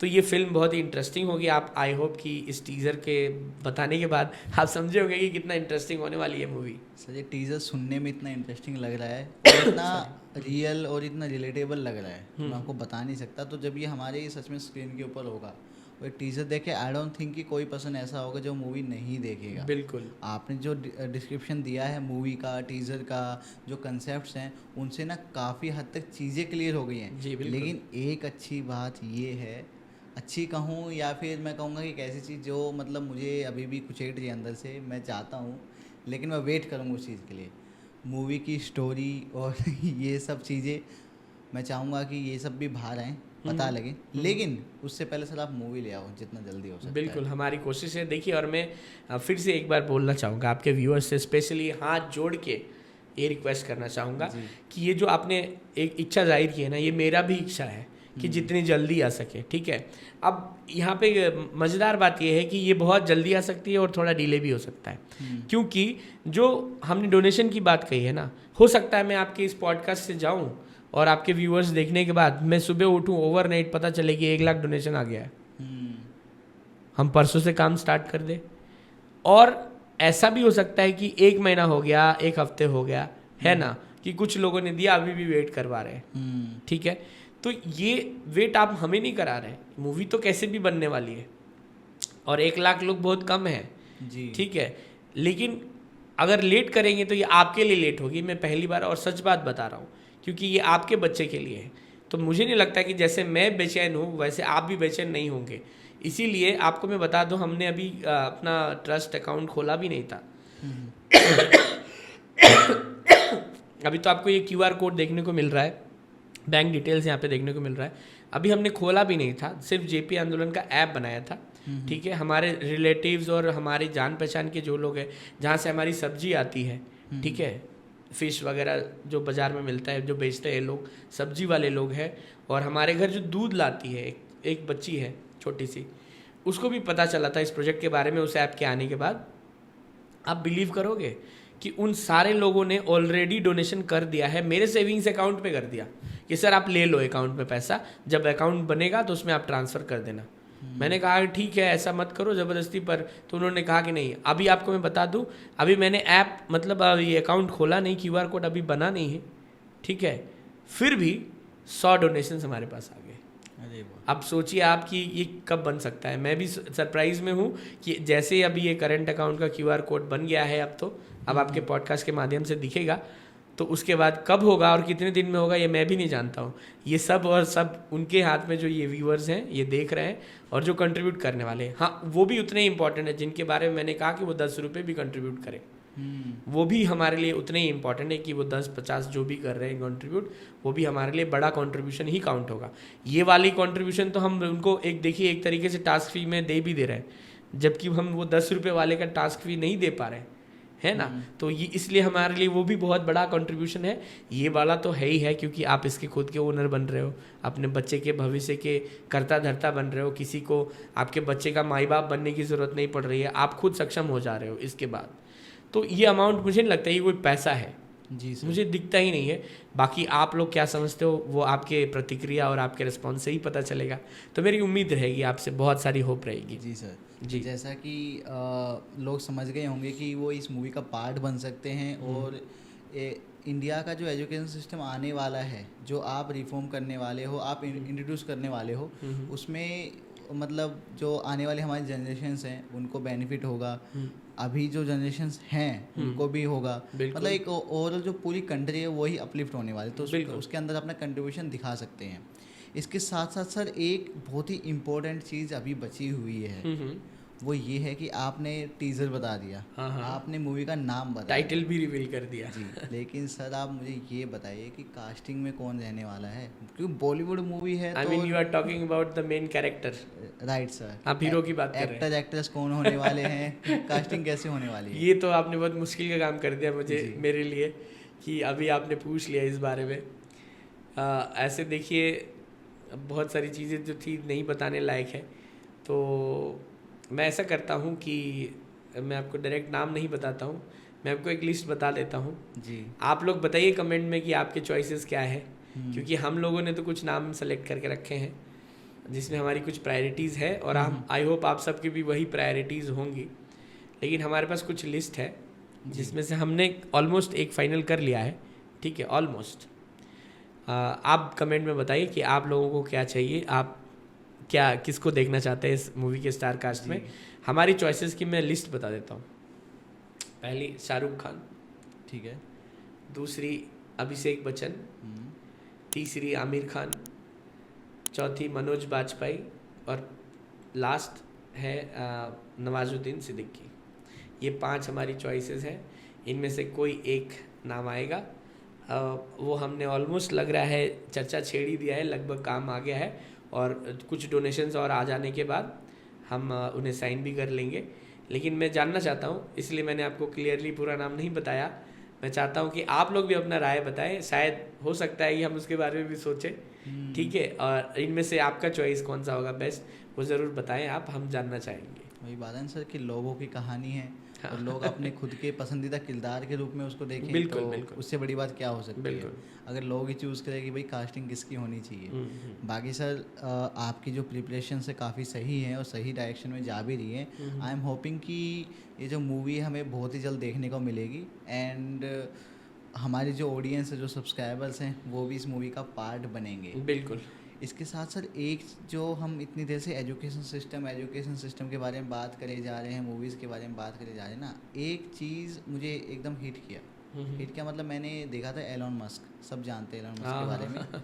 उन्होंने ना एक जगह बोला था कि वो नहीं चाहेंगे कि उनके जो बच्चे हैं, वो जो एजुकेशन सिस्टम करेंटली चल रहा है, अमेरिकन एजुकेशन सिस्टम की बात करूँगा, जो चल रहा है करेंटली एजुकेशन सिस्टम है ना, वो उसमें नहीं डालना चाहते। तो आप क्या सोचते हैं कि वो अमेरिकन लोग सोचते हैं ऐसा कि फ़ॉरेन में जो एजुकेशन सिस्टम है ना, वो इंडिया से बेटर है, और उसी एजुकेशन सिस्टम को एलोन मस्क कह रहे हैं कि नहीं, मैं तो नहीं डालूंगा इसमें अपने बच्चों को। ये जो बात आपने विकास जी कही, ठीक है, मुझे लगता है यंगस्टर्स में खास करके जी, जो उन्हें फॉलो करते हैं, अपडेट रखते हैं एलोन मस्क के बारे में, ये बहुत उन्हें पसंद भी करते हैं कि इतने बड़े आदमी होने के बावजूद भी वो एक पॉइंट हमेशा मेंशन करना चाहते हैं अपने इंटरव्यूज़ में। जो एजुकेशन सिस्टम की बात होती है, वो कहते हैं कि 10th की डिग्री भी मुझे नहीं लगता है कि ज़रूरी है किसी नौकरी के लिए, ठीक है। तो जो जिसका मेंशन आपने किया, वो एक ग्लोबल समिट था सऊदी अरब में, जिसमें उनसे पूछा गया था एलोन मस्क से कि आपका मिशन मार्स जो है वो उसके पीछे रीज़न क्या है, क्यों है। तो उन्होंने एक बहुत इंटरेस्टिंग जवाब दिया था, और आपको मैं ये भी बता दूं कि एक कोइंसिडेंटली हमारे प्रोजेक्ट से भी इसका क्लैश होता है एक जगह पे आके, और वो ये है कि उनसे जब ये पूछा गया, पहले मैं वो बता दूं आपको कि उन्होंने क्या जवाब दिया। उन्होंने कहा कि देखिए, एक समय आने वाला है कि अभी आप AI से जो है छोटी मोटी चीज़ें जैसे एप्लीकेशन बनवाना वगैरह है ना, एक इमेजेस क्रिएट करना, कुछ स्क्रिप्ट्स बनाना, ये आप इजीली कर पा रहे हो, ठीक है। लेकिन ये बहुत ही इनिशियल स्टेज है, और AI आने वाले दिनों में जिस तरह से टेक्नोलॉजी जिस स्पीड में भाग रही है, वो कहाँ जाएगी ना, ये आपके इमेजिनेशन से बाहर है, ठीक है। अभी फ़िलहाल इमेजिनेशन से वो बाहर है, लेकिन ये कंफर्म है कि आपके लिए वो खतरा है थोड़ा। रीज़न क्या है, देखिए, AI आपके लिए कभी खतरा नहीं बनता जी। ये मेरा पर्सनल बात मैं कहना चाहता हूँ बीच में थोड़ा सा, कि AI कभी आपके लिए खतरा नहीं बनता। खतरा इसलिए है कि जो इंसान का वैल्यू है, ह्यूमन वैल्यू है ना, पोटेंशियल को हमने जिस तरह से गलत एजुकेशन सिस्टम ला के, फेक एजुकेशन सिस्टम ला के किल कर दिया पोटेंशियल को, और वो इतने सालों से करते आए हैं कि अब हम लोग जो आगे बढ़ने वाले थे, ह्यूमन अपने बारे में डेवलपमेंट करने वाले थे, वो बहुत पीछे रह गए। और टेक्नोलॉजी अपने स्पीड में भाग रही है, ठीक है। अब इन दोनों का पैरेलल होना मुश्किल है, ना के बराबर, इसलिए एआई खतरे में है इंसान के लिए, इसलिए एआई खतरा है। अदरवाइज अगर पोटेंशियल निकाल पाता हर ह्यूमन बीइंग आज की डेट में, तो एआई कोई खतरा ही नहीं है, बल्कि पैरेलली ये दोनों डेवलपमेंट के लिए एक दूसरे के लिए हेल्प करते और ह्यूमन डेवलपमेंट में ये बहुत मददगार साबित होता एआई। लेकिन इस एजुकेशन सिस्टम के कारण ही ये सिचुएशन पैदा हुआ है कि अब ये इतना बड़ा खतरा हो गया है, जो एलन मस्क ने मेंशन किया कि मैं नहीं चाहता कि ये हो, लेकिन ऐसा होगा, ठीक है। कि एक दिन आने वाला है 2040 के करीब करीब, मान के चलिए कि पूरे दुनिया में एक ऐसी स्थिति पैदा हो जाएगी कि हर युवा को, हर व्यक्ति को जो एम्प्लॉयमेंट के लायक है, उसको आपको एक सब्सिडी देके घर में, जिसको बेकारी भत्ता कहते हैं, आपको दे के उसको जिंदा रहने के लिए, ताकि वो खा पी के जी सके, वो आपको अवेलेबल करवाना पड़ेगा। अदरवाइज आप एक civil war kind of situation देखेंगे। दिन दहाड़े लोगों को एक दूसरे के पास से पैसा, क्योंकि उनके पास खाने के लिए नहीं है, कुछ नहीं है, तो क्या करेंगे? किसी से भी कभी भी कहीं भी छीनेंगे, कुछ भी करेंगे कि उसके लिए, जिंदा रहने के लिए, है ना। ये स्थिति वो देख रहे हैं कि हो सकता है पॉसिबल, ठीक है। तो ऐसा नहीं होने देने के लिए उस पर्टिकुलर कंट्री के गवर्नमेंट्स या वगैरह को सब्सिडाइज करना पड़ेगा, ताकि वो ये सब ना करें, बैठ के घर पे खाए पिए जिंदा रहे, और इससे ज़्यादा उनका कोई बहुत बड़ा रोल डेवलपमेंट में नहीं होगा। बाकी तो एआई और रोबोट्स कर ही रहे होंगे काम, आपको क्या ज़रूरत है करने की। तो ये एक खतरा है जो एजुकेशन सिस्टम के फेक होने के चलते ह्यूमन के ऊपर मंडरा रहा है, जो उन्होंने मेंशन किया। तो उनको बताया गया कि तब तो फिर आप विलन हैं कि आप यहाँ से मिशन मार्स प्लान कर रहे हैं भागने का, अर्थ से भागने का जी। तो उन्होंने कहा कि नहीं, हम विलन नहीं, बल्कि अगर उनको हम जो रिसोर्सफुल आदमी है, पैसे दे के जो जाना चाहते हैं हमारे रॉकेट पे, मिशन मार्स पे और मार्स के लिए, जहाँ पे हम बड़ा सा एक दुनिया बनाएंगे ग्लोब में, है ना, तो उनको अगर हम छोड़ भी देते तो वो इस सिविल वॉर का शिकार हो जाते और शायद ह्यूमन ब्रीड ही नहीं बचता। लेकिन अगर 1 लाख लोग भी हम अगर लेके चले गए पैसे वालों को ऊपर, तो कम से कम बोलने के लिए रहेगी कि भाई ऐसे इंसान हुआ करते थे। ये नहीं होगा कि ह्यूमन ब्रीड इंस्टिंक्ट हो गया, बल्कि हमने ह्यूमन ब्रीड में से इतने लोगों को बचा लिया। और यहाँ पे जो हमारा और इस प्रोजेक्ट का क्लैश होता है, वो आपको मैं बता दूँ एक इंटरेस्टिंग चीज़, जो एक और मैं रिवील आपसे कर दूँ और आपके व्यूअर्स से। जी सर।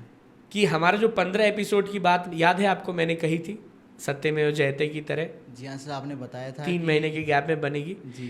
उस 15 एपिसोड्स में जो फाइनल एपिसोड होगा, अगर हमने फिल्म को जैसे चाहा है वैसे एग्जीक्यूट कर लिया और बेस्ट हमें कैरेक्टर स्टार कास्ट मिल गए, तो आप ये मान के रख लो या लिख के रख लो कहीं पे कि 15th एपिसोड में जो फाइनल एपिसोड होगा, उस फाइनल एपिसोड के चीफ गेस्ट होंगे Elon Musk. None other than Elon Musk हमारे चीफ गेस्ट होने जा रहे हैं इस प्रोजेक्ट के। और रीज़न वही है जो आपने पूछा, क्योंकि वो एजुकेशन सिस्टम और इस मिशन के बारे में सोच रहे हैं। हमारा मिशन उनसे मैच इसलिए होता है कि हम अर्थ में एग्जिस्टेंस करवाने का हिम्मत रखते हैं और वो अर्थ से भागने के दूसरे प्लेनेट में एग्जिस्टेंस करवाने के बारे में सोच रहे हैं।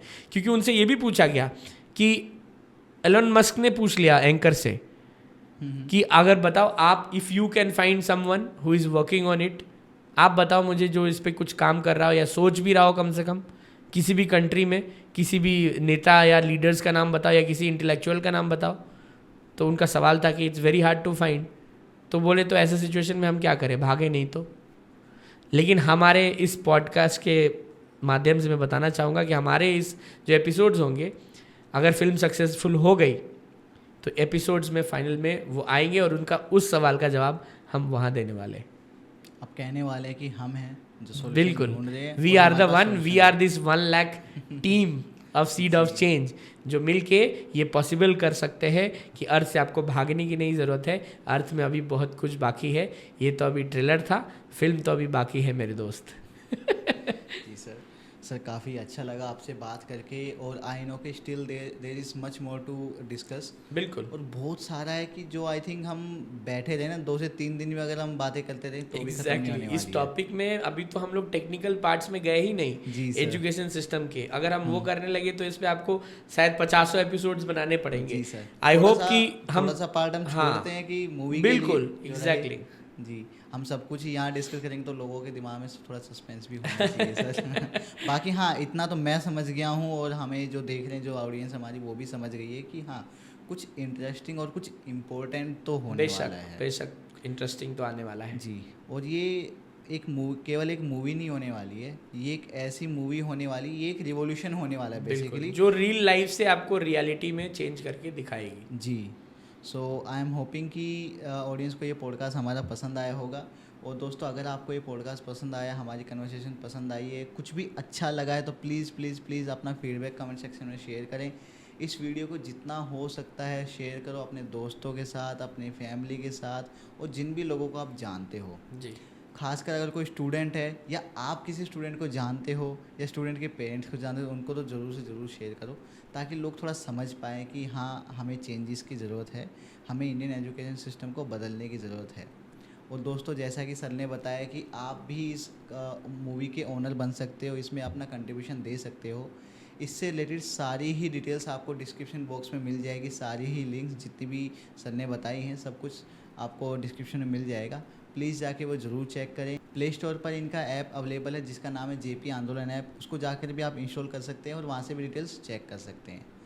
Thank you so much sir the podcast पर आने के लिए और हमें एक ज़बरदस्त पॉडकास्ट देने के लिए और साथ ही साथ हमारी जो ऑडियंस है, हमारी जो इंडिया है उनको ना एक ऐसा एजुकेशन सिस्टम आप देने की सोचने के लिए अभी आप सोच रहे हैं और आने वाले टाइम में देने भी वाले हैं, उसके लिए बहुत बहुत बहुत बहुत धन्यवाद। बहुत बहुत धन्यवाद विकास जी आपको भी। और मैं अपनी बात कह के रूमी जी की बात कह के ख़त्म करना चाहूँगा कि देखिए ये बहुत ही मुश्किल काम था एजुकेशन सिस्टम पे काम करना, लेकिन उन्होंने कहा है, रूमी जी की कही हुई बात है ये कि जब आपको चारों तरफ अंधकार दिखने लगे तो मान लो कि आप ही वो लाइट हो।